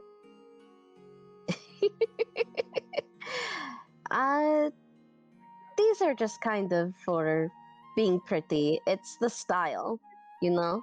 What, hanging blades from your ears is a mark of beauty? It's fashionable where I'm from. I think where I'm from, if a lady went to an event with weapons on her ears, she'd be seen as rather odd and bellicose and probably unladylike, sadly. She grins. I think I'd like to interrupt whatever party's going on over there. Oh no, the amount of stir and upheaval you would cause in the Eladin social scene would be remembered for generations, I believe. All the more reason to go. Yes, but you forget that all the best business deals and all the arrangements and fortunes are won and lost by the associations and the connections you make with those. There's usually nothing fun or enjoyable about those things. It's all business. It's all business. It And sounds less like I wouldn't want to go and more like you'd be embarrassed by me. Honestly, whenever I went, until recently, I would just slink into a corner and try to merge myself with one of the brick walls as firmly as I could. So perhaps I could bring you because you would at least be, the center of attention. All eyes would be on you. I provide the good distraction occasionally. Yes, and I But suppose. you have to remember I'd probably drag you into whatever havoc I was creating. Yes, although I doubt you would be doing the dragging. I feel it would be more out of obligation and decency and a way of, someone needs to be there to persuade and make the guards look the other way. I can make the guards look the other way. Okay, but you do know there's ways of doing that without gouging out their eyes, nevertheless. I never said I'd be gouging out their eyes. Would you be hurting them? I think they'd thank me. What, for the honor of befalling your dream-like appearance? She continues to smile. There's a familiar, I don't know what to call it. It's a very familiar look with Mev. It's the kind of look she gets when she's, being raunchy. Yeah. So it's the look she always has with Aki, basically. Kind of.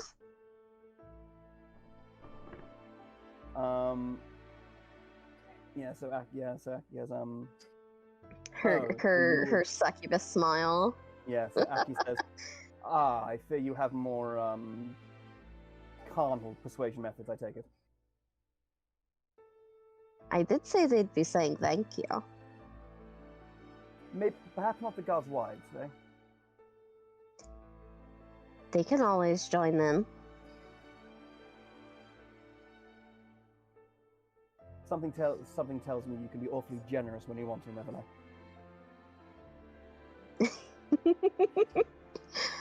I'm just a friend to all. And Aki does crack a wry smile. As I guess we're sort of panting our way up this hill. Yep. I'm making small talk. So. Yeah, I mean, to be fair, it's not a Karmora session without fucking Mev and Aki's simmering tension. Pretty much, yeah. Small talk is exchanged between all then. Though Fur doesn't take part in the conversation. She's just sort of sitting with her back to you all, just staring down at where Olivia is. Yeah, Mev's talking, but she never quite leaves Fur's side. Yeah, he's sort of just sitting aside to her. Whose side do you not leave, sorry? Fur's. Fair enough, okay. So I guess when we get back to the camp, do we just sort of sit and make small talk with the guards, with the bodyguards, basically? Yeah. Yep. The kind of chat everyone has with when they're at a party next to someone they have no connection with. Yeah. I feel like Mev kind of plays with her hair and is so tell me about all the cool things you've done. Garrick is the only one that vocally joins in the conversation as he reveals that Leanne is actually mute.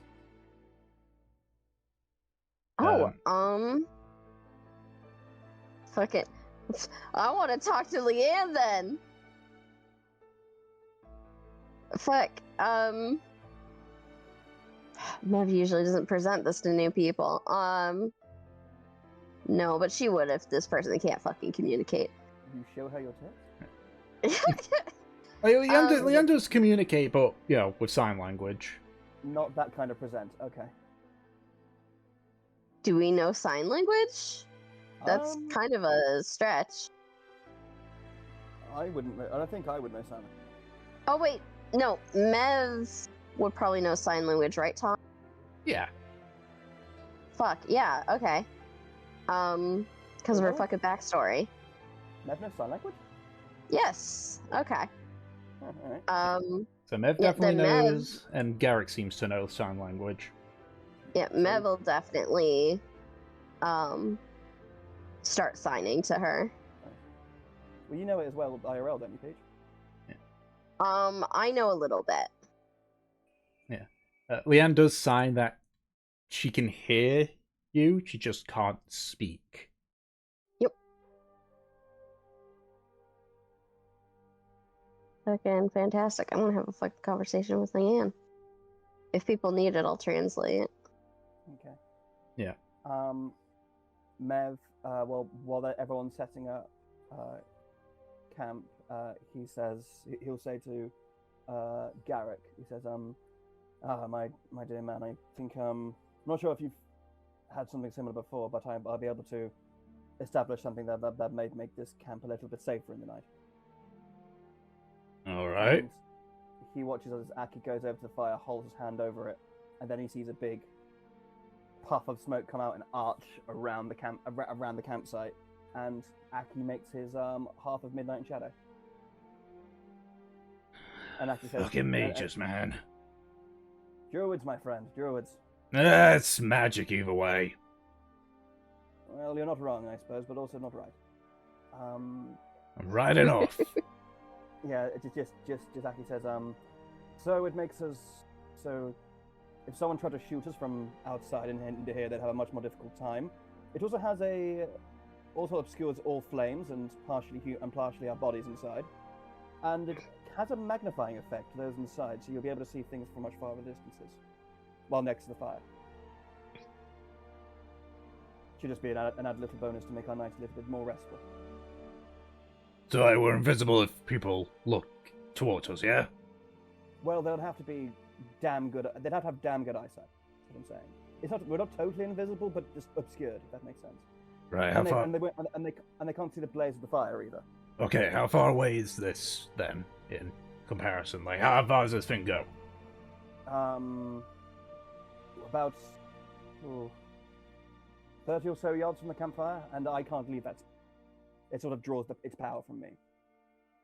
Right, because, so, indicates down to the bottom of the hill where Olivia still is. Don't want to make her think like we've upped and left her. That's a Don't want you to get in trouble. Yeah, so, Micho, stands up, No. She should be able to spot us, but just she might think that there's sort of a strange mist on top of the hill and we haven't lit a fire yet. With respect, I prefer my method. Just, sheaths the sword and takes out a torch, lights it. He sort of, he doesn't go too far. He goes to the point where you can see he's clearly out of the circle and is just sort of standing there holding the torch.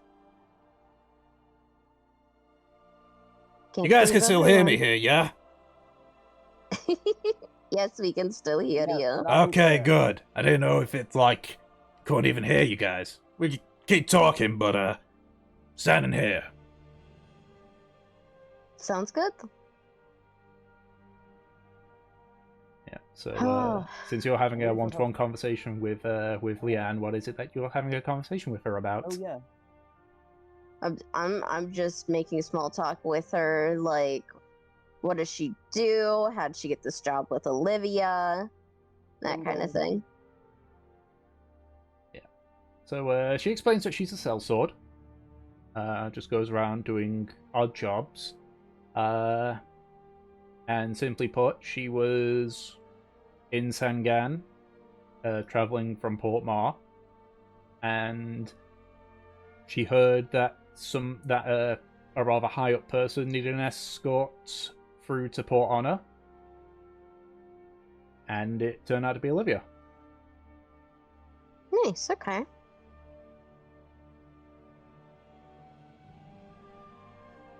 And Garrick gives a similar conversation, but he came from Hatan instead.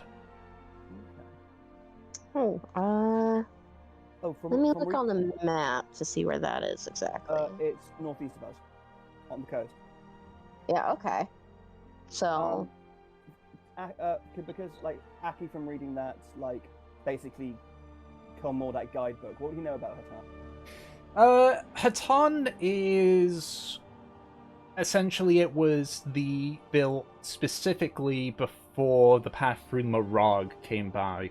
It was considered the sort of like essentially almost like a resupplying point, since the journey from Sengan or Port Mar directly to Port Honor is so far. Yeah.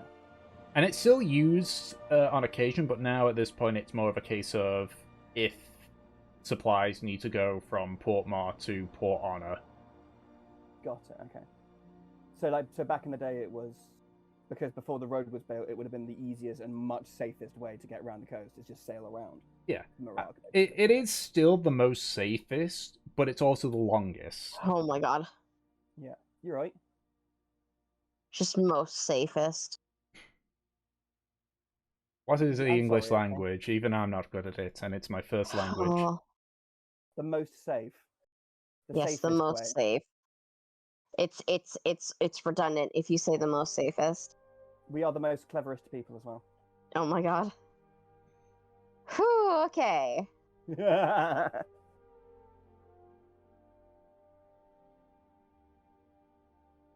Alright. Okay, What the the least fuck you serious. guys up? Correct. I was trying to find a joke like that. I feel like this is a session just like let's mildly annoy Peach. So how's that conversation going? The conversation goes for a while, actually. About 35 minutes before Olivia sort of stands up and begins making her way up the hill. Okay. She, so like when she gets to the top, she speaks to Garrick, since you can read lips, even though she's not being particularly quiet about it. It's like, yes, no, I'm fine, Garrick. I just needed to digest the information. Okay, so you're good? Yes, no, I'm fine, Garrick. Let's just go back in. I do want to check something because they did say there might have been something in the tent.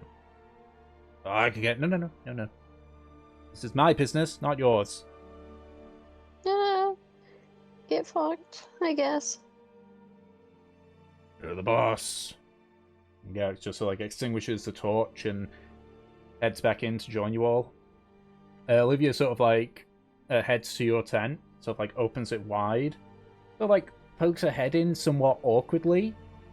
You see once again like the fabric of the tent sort of like windwards as Kurz steps back in, and she sort of like reaches in. She mutters something. She seems to mutter something. Aki, because you can lip read, it appears to be sort of like an incantation. Okay. As she pulls her hand out of the tent, you can see it's a what looks to be a letter. Huh. Okay. She like stands up, observes it, and just sort of like tucks it in her robe. Wait. Oh no. I would be really concerned. You know more about D&D magic than I do. I'm scared. Fucking no, just I don't know if she conjured that out of thin air or if she summoned something from fucking mess supplies. But I hope it's just nothing. I'm guessing either way it's probably bad news. You see at the very least Mev's eyes kind of widen for a second. Does Mev know a lot of magic stuff? She doesn't know a lot of magic stuff. She just saw Olivia pull a fucking letter out of her tent. Oh, okay, fair enough. Yeah. So she sort of like she seems to like almost nonchalantly put it like took it on the bandolier and sort of cover up with the robe before she joins the rest of you.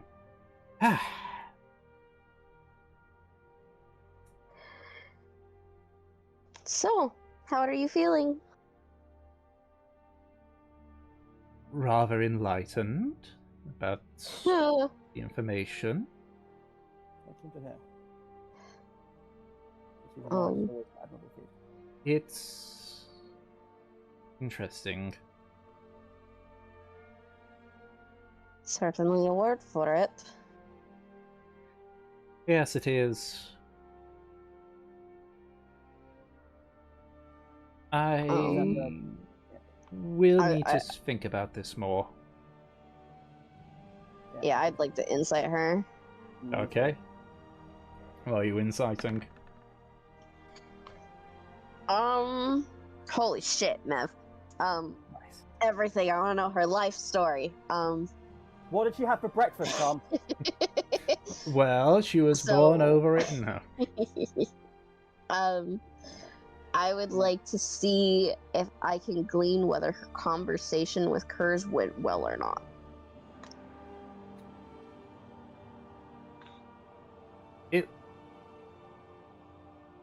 She looks like she has learned a lot in regards to the conversation. You do sense like you can sort of tell like there is a lot of conflict. Like it looks clear that she's sort of fighting between two outcomes, though one appears to clearly be sort of winning, but it doesn't look like her expression doesn't seem to be like steely, so it's a case like she's not like feeling that she's doing something that she has to do, that she's that she's bound to do at the very least. But her own sort of expressions is a whirlwind of sort of like she's still clearly picking apart the conversation herself.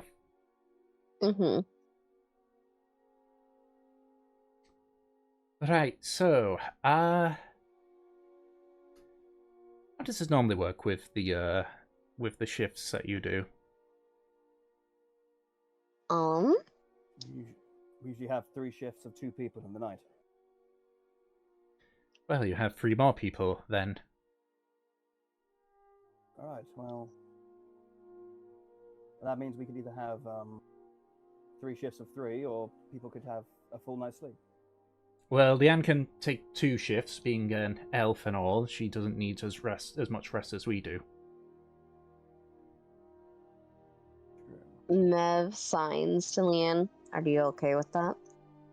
She just gives a thumbs up and sort of like signs that I'm used to it. Mev signs back. That's so rude. When you only need a small amount of hours, you kind of get used to it. God damn, now I want to know Mev's backstory. Yeah, Mev. Like, why she knows. Kind of shrugs, like, I guess if she says it is what it is. Oh yeah, there's so much about Mev you don't fucking know. Alright, well, Aki usually takes first shift, Kindling second, and Havelock third. And then we kind of interchange whoever's left.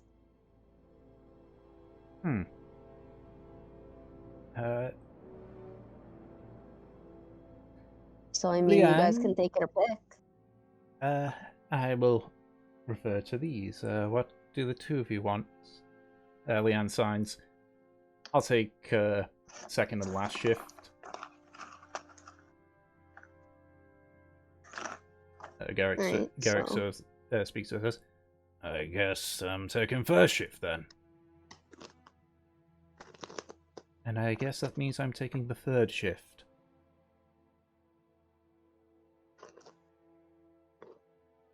Alright. Kinley, I'll join you and Leanne for the middle.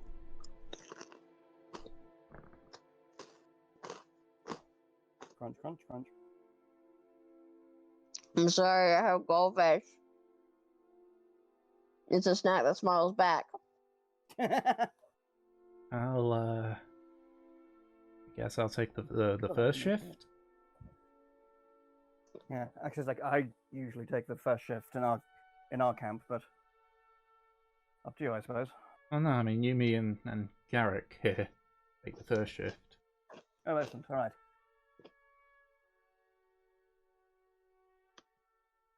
Yeah, and Right. yeah, no, I think this will work. Yeah. You sort of see first, so like her eyes sort of like look over to your tent, Mev. If you're tired, you can go ahead. No. I said I'm taking first shift, so that's what I'm doing. All right. Then, I guess I'm going to bed. Yeah, I guess so. Wait, Mevla, you're not having any shift tonight, you say? I'm going to meet Kidling and Leanne. Oh, right. Okay. What, are you going to miss me? Would you be awfully touched if I said yes? Well, I can't reveal my secrets. Insight. Go ahead. I want to see if there was a change in her sort of demeanor when I said that I'd miss her if we went on work together. Goddamn, Mev. Yep. And the You're like early the ed queen of magic is lying, still what the fuck? working. You see Mev's cheeks kind of heat up. Yeah. Aki does say, Aki does smile back, and he does say that, you know, even if you're not officially on the rota, you still can come and talk to me. You do know that, right?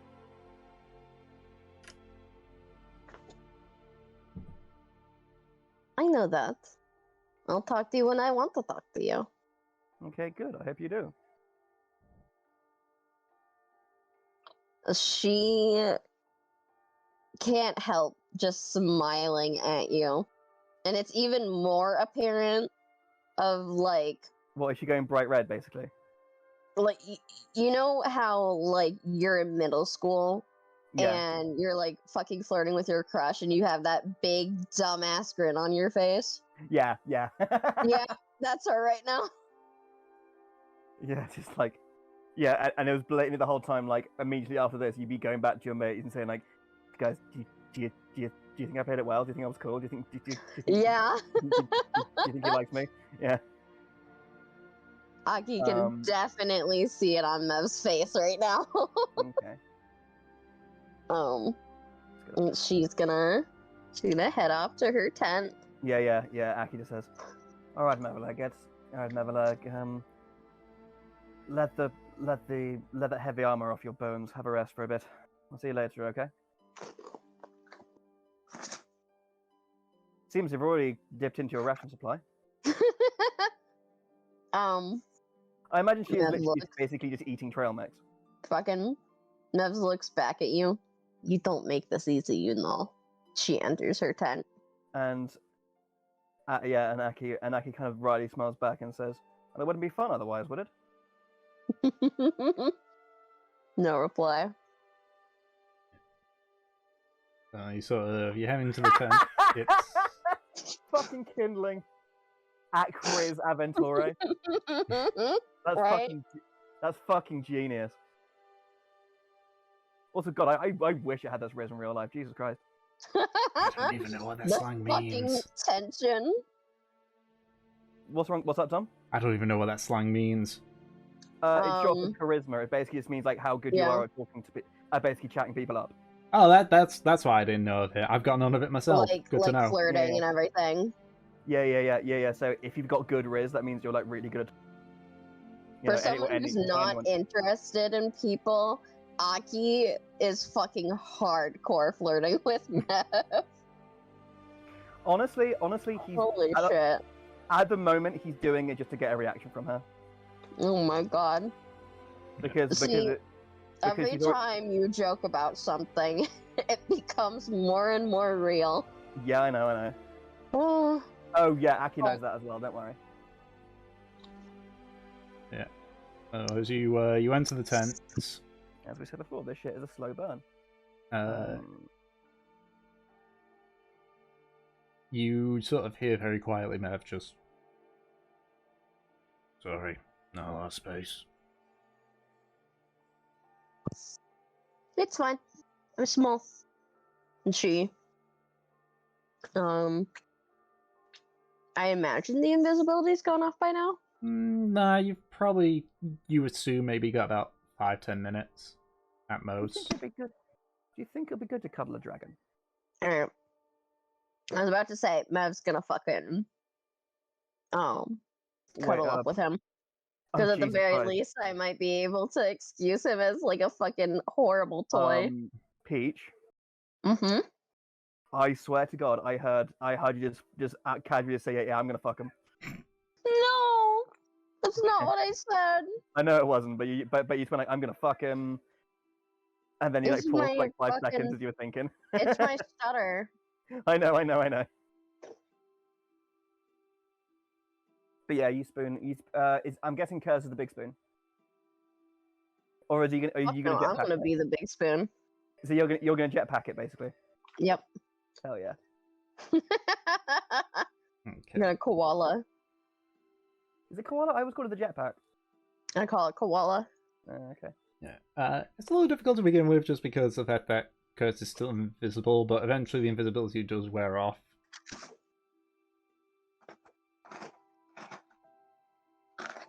So, yep. Curling up with Curse tonight. Mm-hmm. That really does sound like the podcast you'd make. It'd be Curling an up with episode of a, Curse. it'd be an episode of a podcast. Yeah, true. Which means technically, if you do, if people do listen to this, they could just put it as a podcast. That is That's true. the name of this episode, Curling Up Yeah. with Curse. Yeah. I will. Yeah. This episode of the Karmora podcast is sponsored by Audible. Nah, it'd be more of a case of like. And speaking of dragons, this episode's sponsored by Raid Shadow Legends. I was gonna make a bad dragon joke, but okay. I mean, Yeah. maybe if Karmora was R-rated. Yeah. Well, there's only one person that can change that, Komora's Tom. M-rated. Yeah, and guess To be who's fair. not gonna make it that? Yeah. Oh shit, Peach, guess what though? What? They're selling Hawaiian button-up shirts now! Oh my god. What? Who? What? What? As if you needed more encouragement. Oh my god. So, everyone's sort of like just sitting around for a little bit before Olivia sort of like just stands up, stretches, and quickly sets up her own little tent. You watch as Leanne heads sort of over next to Olivia's tent, just sort of like sits down, sort of like clasps her hands together on a lap, and just closes her eyes and just sort of starts breathing in and out slowly. Garrick at this point sort of stands up again. And it's just sort of like, right, how do you guys do your watching? Well, I think usually one of us. Well, we all sort of just look out and keep an eye out, and then we watch for a few hours, and then we wait for another member of the party to relieve us. We each take about 3-4 hours each. I patrol in a circle, so. Now you see, because of my my magic bollocks, to use your parlance, I can't exactly leave this fireside, or step too far away from it. So I can't really go that far, I'm afraid. And I'll stay in the circle, just letting you know. Well, you can leave the circle, just know you won't be nearly as well protected. Yeah, so I'm staying in the circle. Alright, good man. So, should we do our perception checks? Yeah, Garrick is doing a separate one. Okay, so just want to give me help. Yes. Very, thank you for her. She's going, hey, Aki, look over there, there's something there. 24, 28, baby. Damn, you threw an ice knife and decided to perceive where it went. That's ice cold. Alrighty. Okay. No, I can't make that joke. Doesn't work.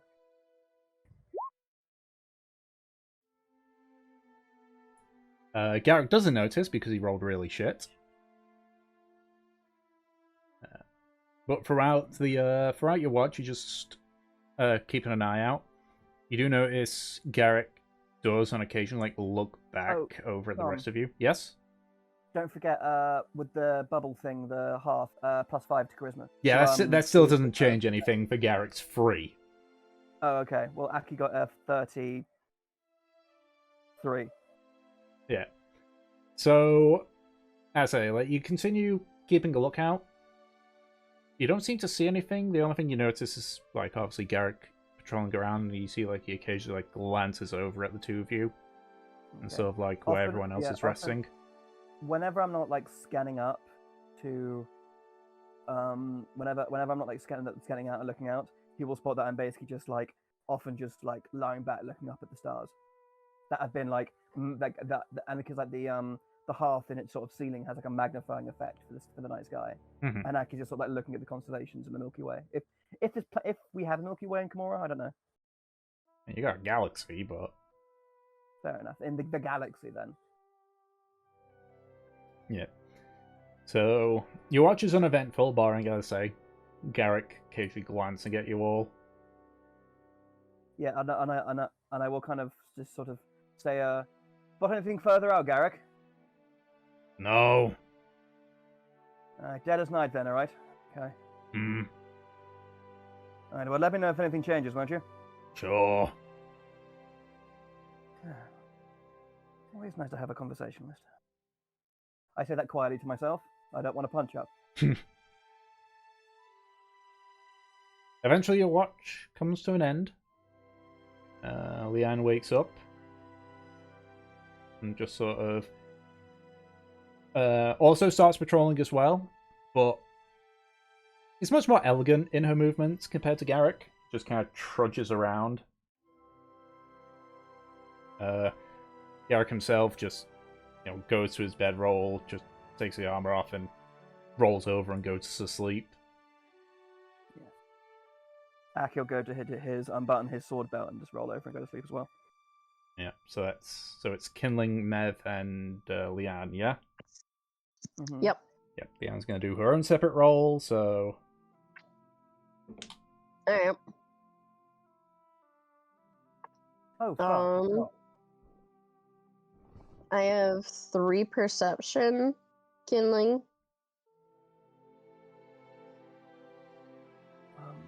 All right, you want me to help you then?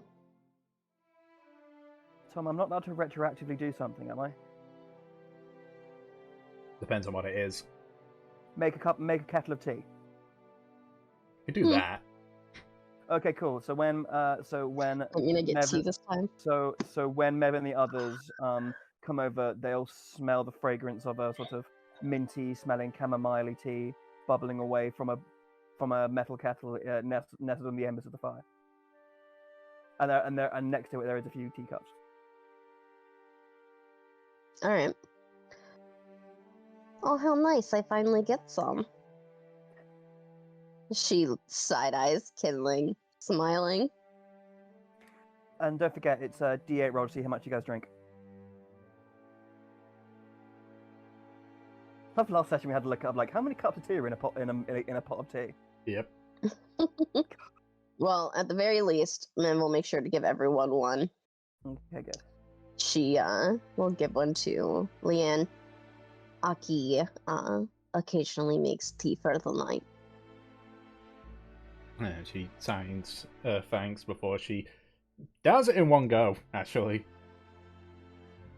Wow, you're thirsty. And Mev starts sipping on her tea. Want another? I'm good, thanks. Oh my god. All right. Oh my god. And roll a D8. Mm-hmm. You have 5 cups minus the Mev, Mev said, "Fuck you guys." minus the 1, which means kindling gets 2 cups. Yeah, and I think as the roll, because everyone's greedy for this tea, it's whoever's roll comes up first gets the first dibs, basically. Yeah, that's essentially what Oh. we've been that we did the Yeah. last time. So yeah, kindling the most you can get is a 3 then. No, 2 because Mev gave Leanne a cup. Oh yeah. Aki needs a bigger pot. Well, rolled the max, Oh. could only get 2.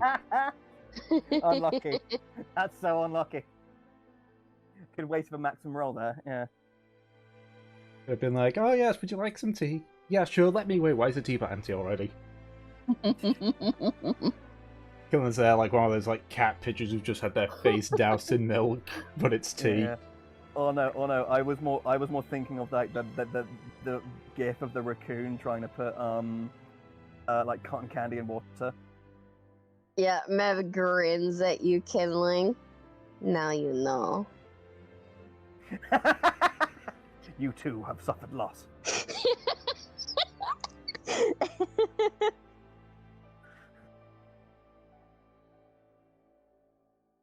Whew. So, kindling.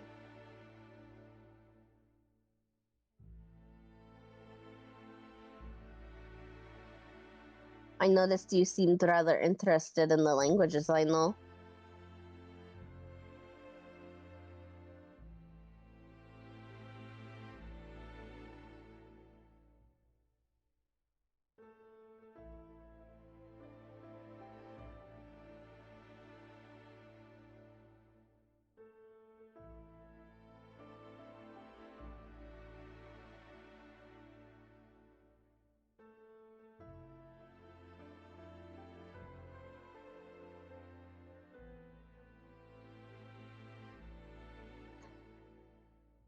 You want me to teach you a language then? The language of love. For fuck's sake. Go away, Aki, you're asleep. Oh, sorry. I wanted some tea. Okay. You can't keep a man from his tea. Oh my god! Can you imagine like sleepwalking Aki just mumbling in his sleep? Oh. Soapy chamomile. Well, let's see. I know Karmora common. I know Erizarian common. I know Quori. I know void speech. I know sign language. I know a little bit of Elvish and a little bit of Sylvan.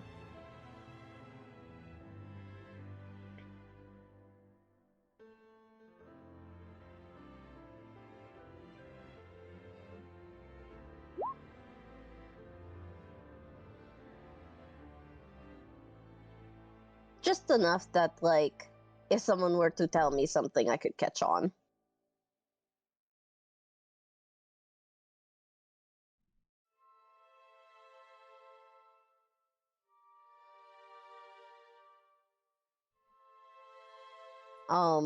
Never replies back in Sylvan. Well, that's easy. I can kind of speak, like, the equivalent of, like, maybe like a little kid.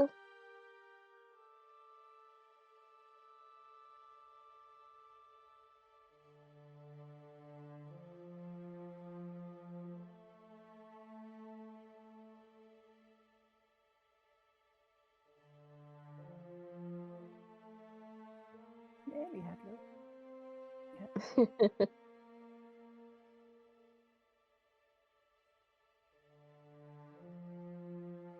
Tom, Yes. is it hot in the north? Eh. It's fucking roasting here, mate. Ooh, void speech. Alright. That one's pretty, it's a little similar to Quarry in its kind of slurred wispiness, but it's a lot deeper. A lot of the inflections are more harsh. Oh.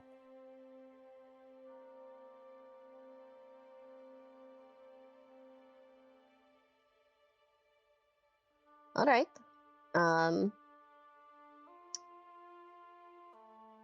Then Mev will start teaching you a little bit of void speech.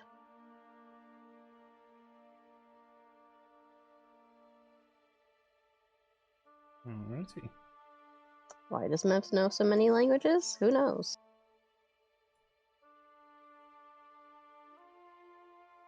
Because she's so special.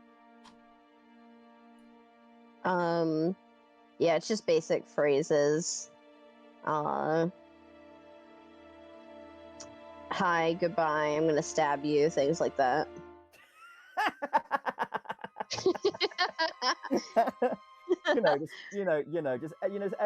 Just like everyday speech, Yeah, You know, that's what he's eating. hello, how are you? Hello, how are you? I'd like a pint of milk. Fucking die. Yeah. Oh, that's funny. Yeah, they really are from two different worlds, aren't they?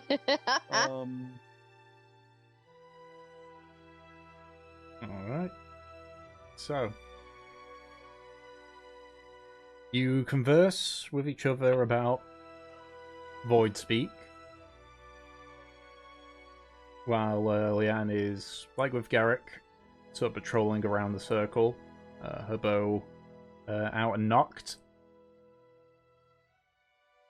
As she seems entirely focused on the area around you. Okay. There is a small instance where you once again hear the sound of like what appears to be heavy footsteps. Yeah, giants. Yep. Leanne notices as well, and sort of you actually watch as she slips out of the circle and sort of puts herself low to look over.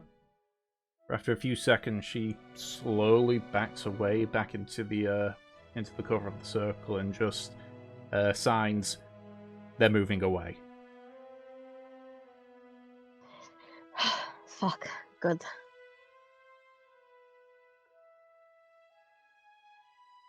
Do you think we should inform the others when they're on their watch? She nods. All right. Mev seems a little bit more focused now. And she'll keep more of an eye out, just to make sure that they don't fucking come back. And the sound of the footsteps do fade away relatively quickly. All right. But beyond that, your watch comes to an end without anything else happening, which leaves Havelock, Olivia, and Leanne for the final watch.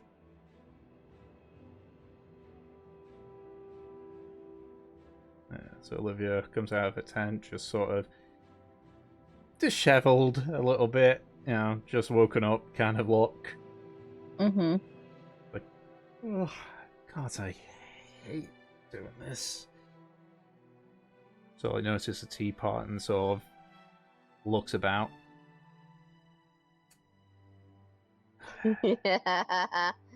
Peace. Okay, of course. Fucking. Yeah, Leanne will be with them, so she can tell them. So Mev Yeah. doesn't have to stay up and tell them. Yep. Okay. So Leanne sort of makes some sign language to Olivia. It's like, hey, good to know. Good to know. I believe the teapot would not have any tea in it. Mystery. It It's was Aki telling delicious. us to leave it for the morning. Don't worry. Okay. That's I unfortunate. know what I'm gonna do when I get to Port Honor now. Buying bigger teapot, maybe 2. Maybe 2. Yeah. Well, I want to get it engraved.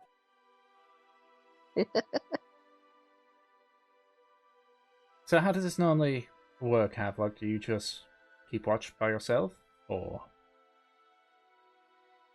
Usually I'm here with Mev, but I mean, you just find a spot to sit, keep an eye out on things. It's not that hard.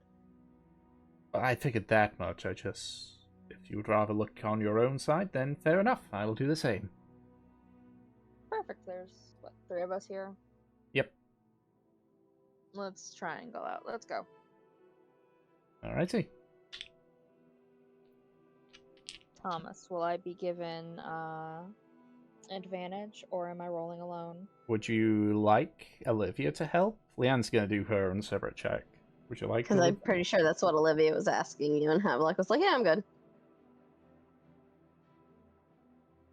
I would like to have assistance. I don't trust in my rolls. Okay, then roll with advantage. I accidentally changed the DPI of my mouse there. Okay. So the two of you sort of sit together around the fire and just kind of both keep an eye out. Olivia still looks deep in thought, but less conflicted from what you can tell. And she's not making an effort to hide it.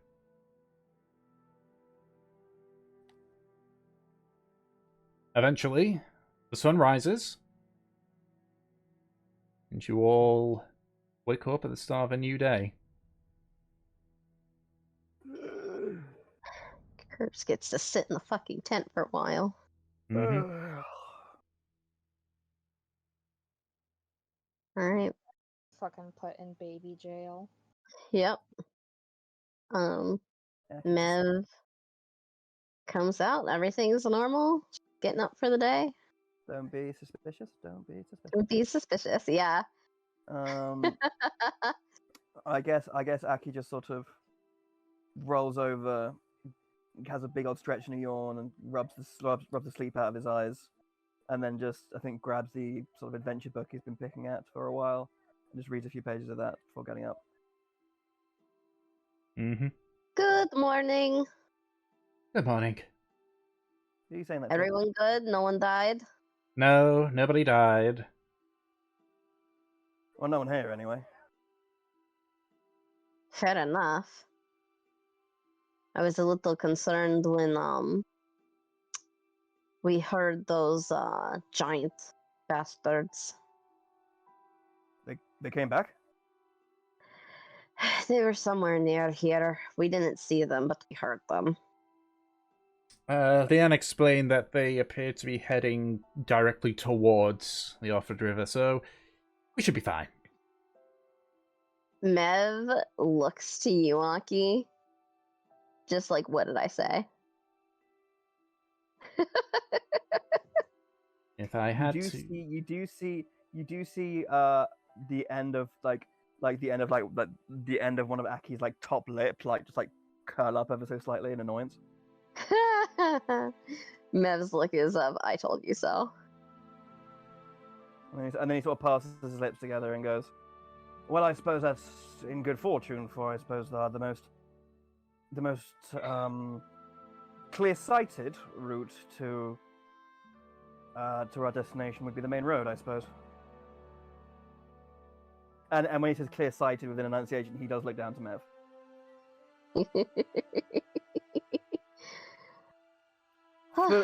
Full on, dude, you're embarrassing me in front of the wizards. They don't have the context. No, they don't, no. But they can So feel it. Aki's really embarrassing himself. Oh, Kelsa praise. Aki embarrassing himself for no reason.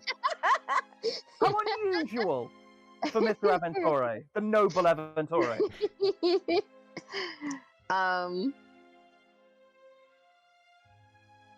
Fucking... Hold on. Also, what's going on between Kindling and Havelock? I'll stab you. Oh my god.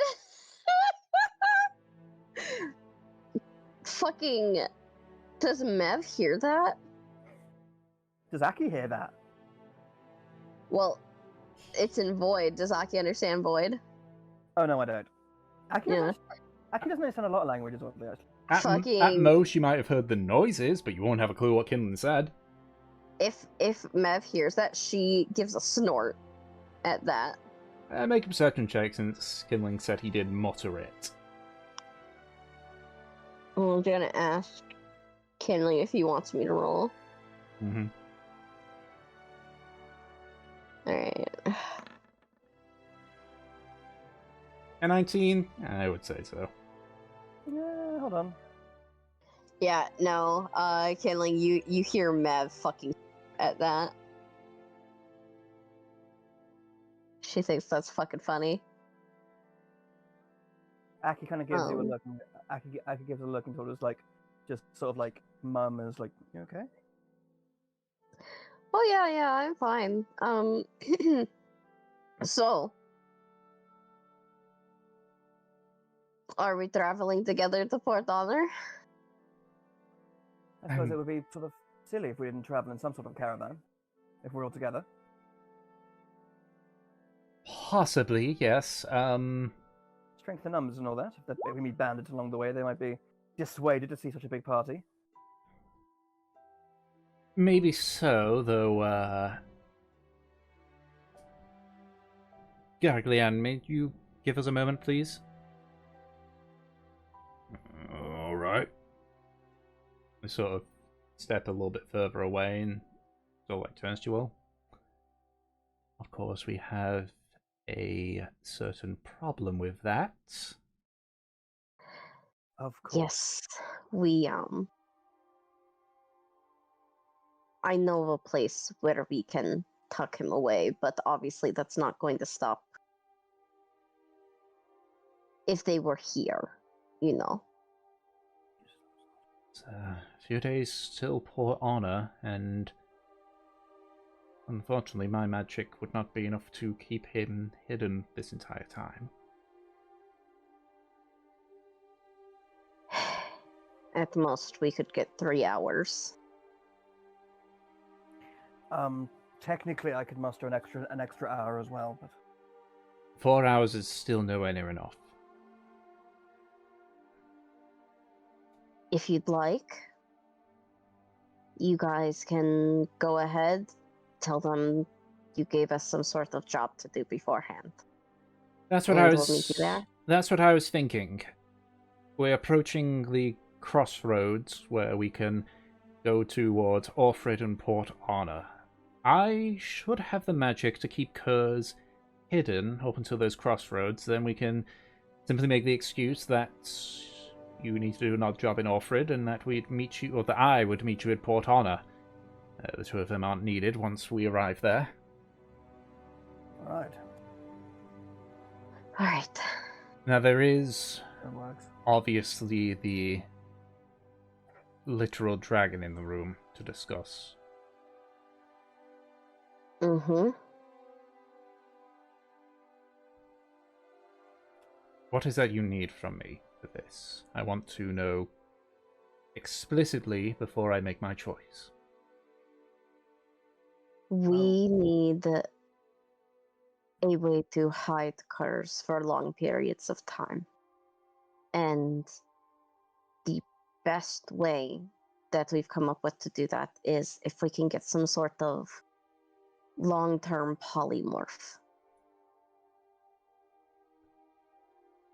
That is a rather big spell to begin with, and getting it long term is also rather problematic. Well, is there a way of installing the effects of invisibility for a long period of time? That is possible, but then you've obviously got the problem of Kurz moving When they around. see him. Yes, and certain areas, not saying you would, but say, for example, if you were to visit an Archmage's Tower, for example, that magic would be nullified instantly. The polymorph would as well, but that could... It depends on the strength of the enchantment, basically. It's also the case of time. To make, say, long-term polymorph would be a significant amount of time. Weeks, even. What do you recommend, then? If anything at all? I could potentially make an altered disguise self.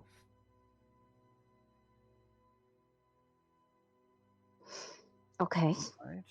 It has a colossal downside, though, is that, well, it would make him look human if we decide to go with that. Obviously, it doesn't actually change his form. So anyone could really pierce through the illusion if they bumped into him. Essentially, yes. If they were to walk behind him, they would certainly collide with his tail. It doesn't have to be human, though. If we could even get something vaguely reptilian. I might be able to do something like that.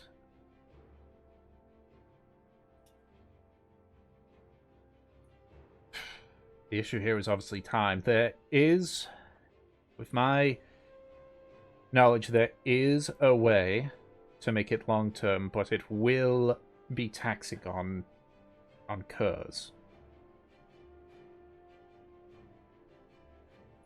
Because essentially... Does it need something? Yes and no. Essentially, while it is active, it would essentially feed off his life force, his blood. Right. Right, so he'd be disguised, but it would literally be killing him. Yes, I'm certain I could make it in a way that it would only kill him if it was on for a significant amount of time, but maybe 8 or so hours. And what would be the chronic long-term effects? Say if he used the effects of it, like say 2-3 hours every day for a year, what would the effects be on him? It wouldn't cause any real effect on him outside of obviously losing a little blood. Essentially, he would need to rest after.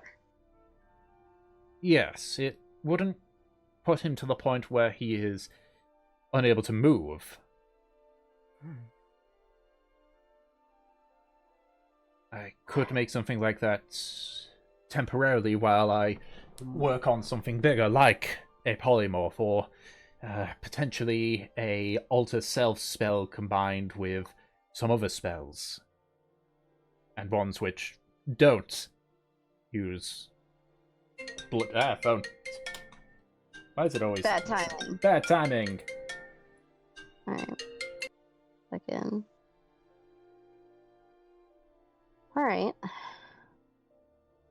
We've got some ideas. Yeah.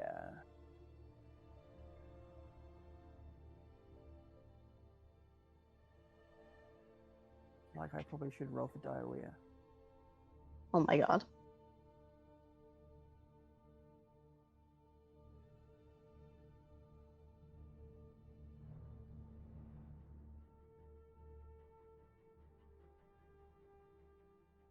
Yeah. Alright. So, yes, for the short term, and even then, though, I would still need about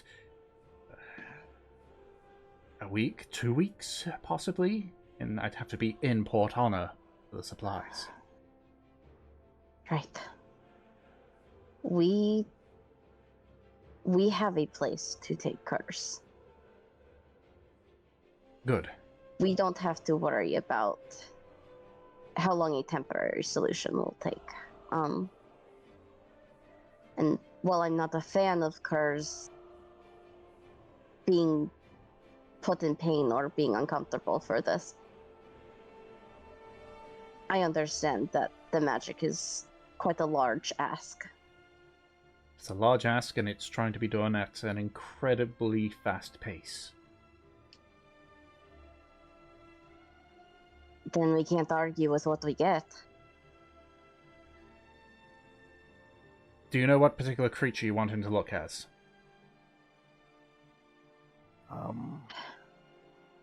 What kind of creature? A horse, perhaps? Mev smacks Aki's arm. What? We need something similar inbuilt to curse that won't cause alarm.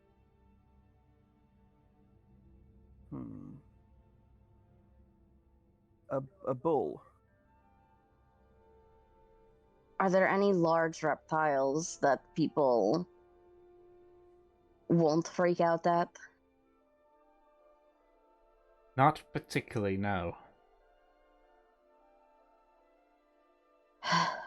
The only one I could think She's of just is a crocodile, but I don't think people will be comfortable with a crocodile walking about in the cities.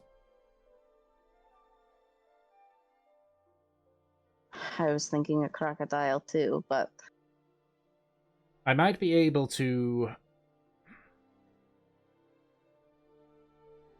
What about a llama?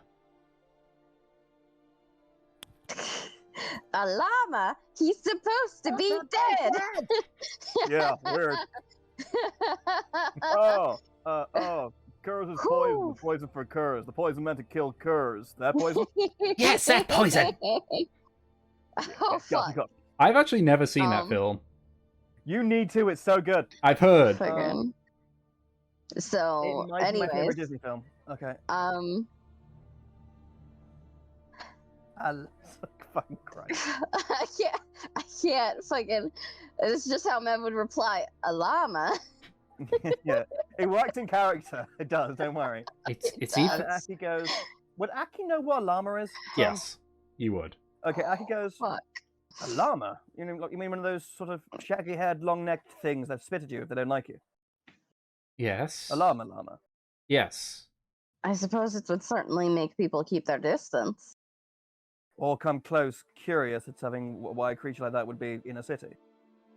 I could try to make Kurz look like a horse, but that would take a bit longer, since I'd have to build the illusion not just of his build, but, you know, make him taller. Right. Oh, I forget how big Kurs is. Sorry. Yeah. That's Kurs is one of gonna- the is big not that big anymore. problems. Yeah. See, if he was just, if he was still small, we might be able to get him away with, like, because they have tiny itty bitty baby dragon mascots Mm-hmm. and shit. Like, that's clearly socially acceptable. Yeah. So we could have done that, but Kurz is fucking huge now. So, He is a medium creature now. yep. So, Mev nods. It's certainly viable, and this is temporary. There is... Because obviously this is still making use of my services, and so there will be payment in regards to it. Mm-hmm. Part of my payment is I want samples of Kurz's blood. Can you do that in a not particularly painful way? Yes, it would be a bit of bloodletting. It would basically be similar to how the what I make for him will be. Right. Well, my rules are that it's humane and that Curse says yes. So, you'll have to ask him. I already had that discussion with him. Mev looks back to her tent. What did he say?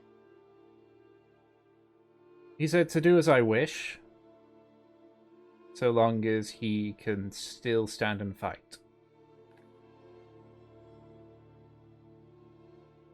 I'm not going to bleed him dry or have him in a way where he's hindered from the lack of blood, but I'll be damned if I'm denied an opportunity to gain a very valuable resource to continue my work A few vials of blood alongside some gold is a small price to pay for my science and cooperation.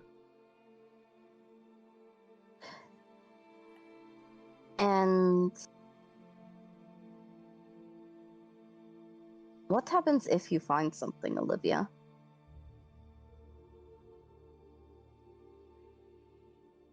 The entire reason why I was studying dragon's blood was to deal with the lung's bane.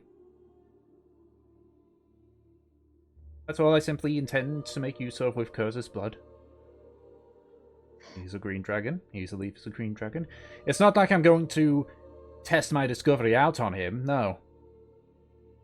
I'm more so asking... I guess I'm asking a couple of things.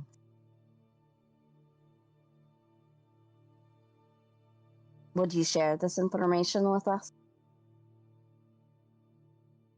Information is in the results of my discoveries.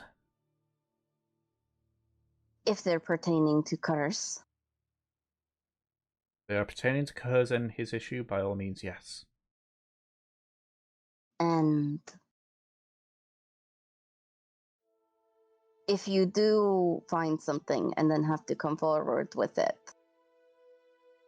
what if someone asks where you got these samples? That is a problem I will deal with at a later date. At worst, Kurz and Easeleaf are not the only dragons that exist in Karmora. Right. Okay. I trust you.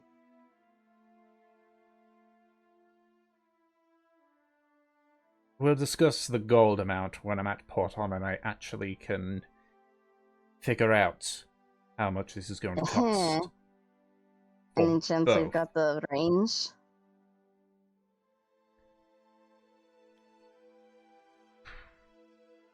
For this initial one,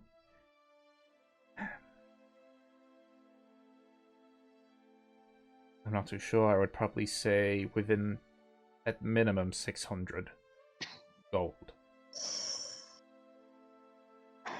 All right.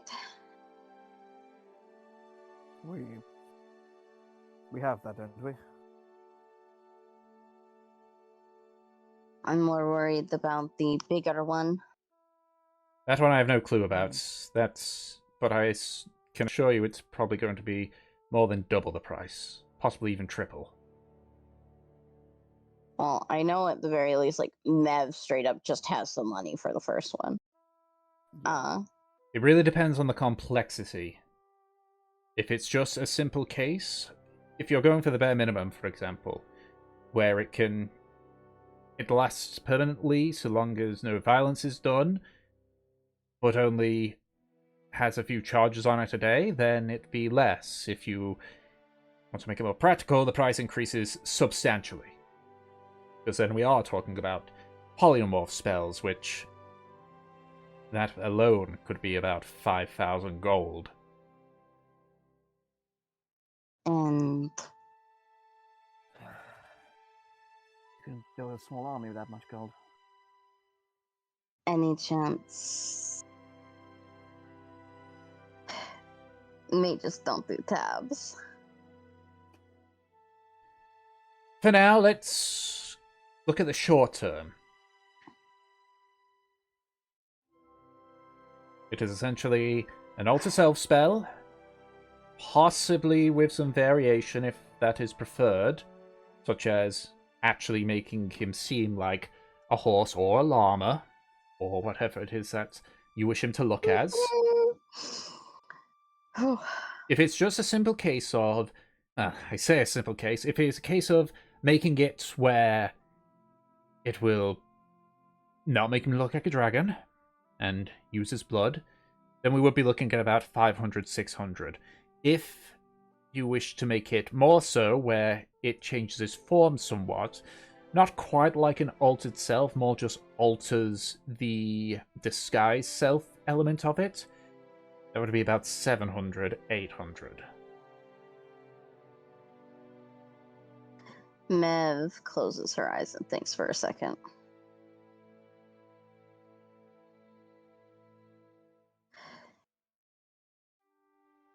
I'd like to go for the better option. I can afford that, and if we have to use the short-term option in the long term, then it's best. Okay, don't give the money yet. We're traveling after all.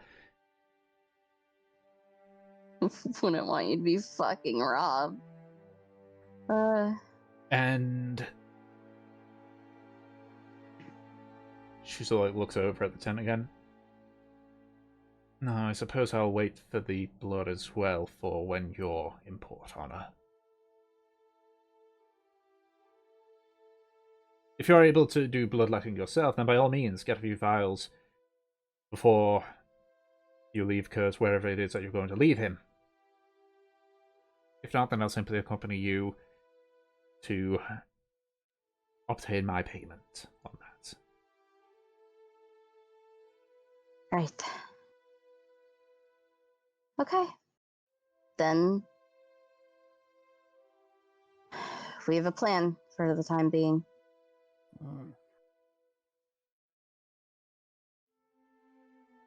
Olivia so looks over to Fur. Do you have any objections, little one? No.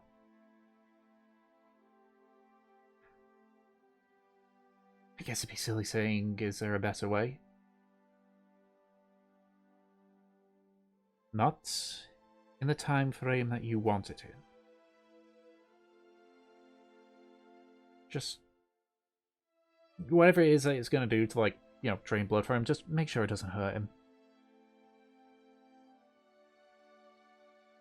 I'm not a monster. Easleaf has a reason to be hated, Kurz doesn't. I'm not about to put the Republic's hatred on Easleaf on Kurz simply because we can't get to her. I'll be careful. And should something go wrong and it is causing him pain, then I will do everything I can to fix it and make it so that he's as comfortable as he can be.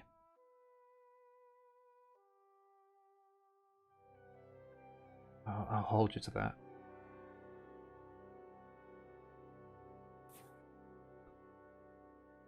Right, so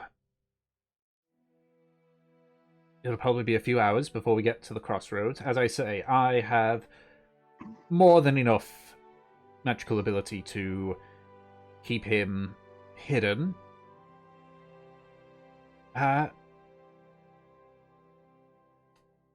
Havelock, you had a imp familiar, didn't you? I did. He's on a contracted vacation. Could he only be an imp? I could probably pull him back to something else, but I don't know if it's going to be him. No. I mean, could he turn into anything? Oh, yeah. He could be like a mouse or a rat or a bird. Perfect. Because it's not going to like this, but not in the it'll hurt way. She walks over back to Mev's tent. Oh boy. Oh boy. About a minute before you see Olivia sort of like lunge downwards and come out of the tent. You can see clearly she's holding a rat.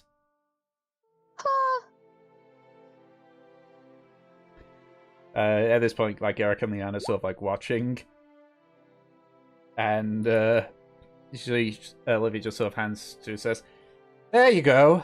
That's where your familiar was." But leans in. Just stay close by so I can keep the spell refreshed.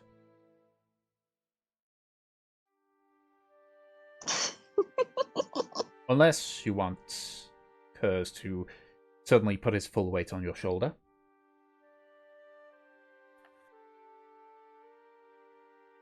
Oh, poor baby. Mev gives him scritches. He angry.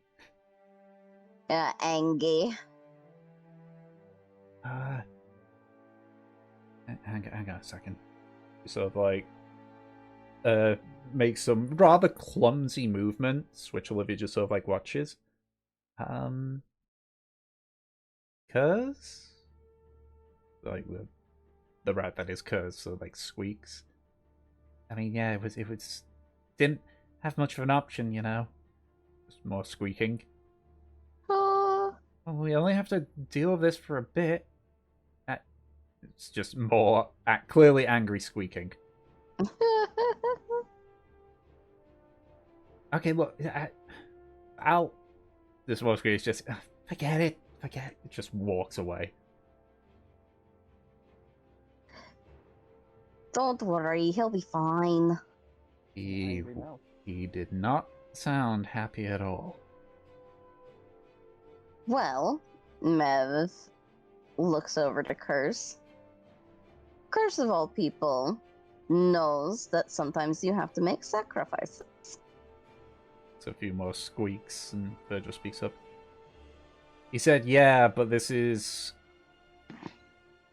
a bit much. He said something a bit different, but I'm not going to repeat it. You can speak mouse? Mev No, grins at Curse. I know a spell that lets me speak with animals. Ah.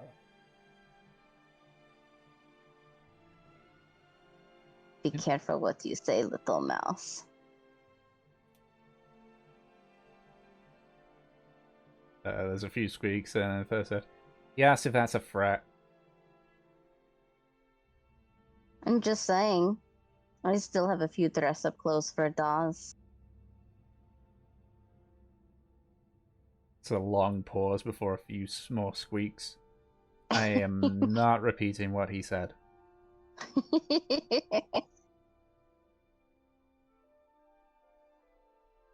Alright, let's get packed up, guys. Right. Olivia sort of like puts her hand on her shoulder. A word, little one. Just sort of like takes her to the side. Mev side-eye. Are you gonna listen in, or are you just She told gonna... Rocky not to listen in, so but she's definitely like, when Olivia leaves with Fur, Mev gives a big fucking side-eye to that. Okay. So there's a very short exchange between the two of them, it seems. It doesn't last much more than a minute. Before, they just turn back and head back to Wall. Bert looks a little bit happier, just based on the conversation. Nice. Okay. She's good. She's fine. So annoying. At this point, you all, get yourselves sorted. Olivia turns to Garrick and Leanne. Right, so these will be joining us for the first leg of the trip, but they have some business over near Offred. All right. By me. Crossroads, then we'll part ways. Okay. So, all of you together. So, finish packing up your stuff and start heading down the road towards the crossroads for Offred. Who's next on rolling the D8? You. Yeah. Oh. It's fair. Okie dokie. Where's the... I'm still getting used to how the dice are here. It's a 4. Means... Okie dokie. So now I know what Fur has rolled for the next session. Because, that's a 4-hour point. Woo! Holy shit.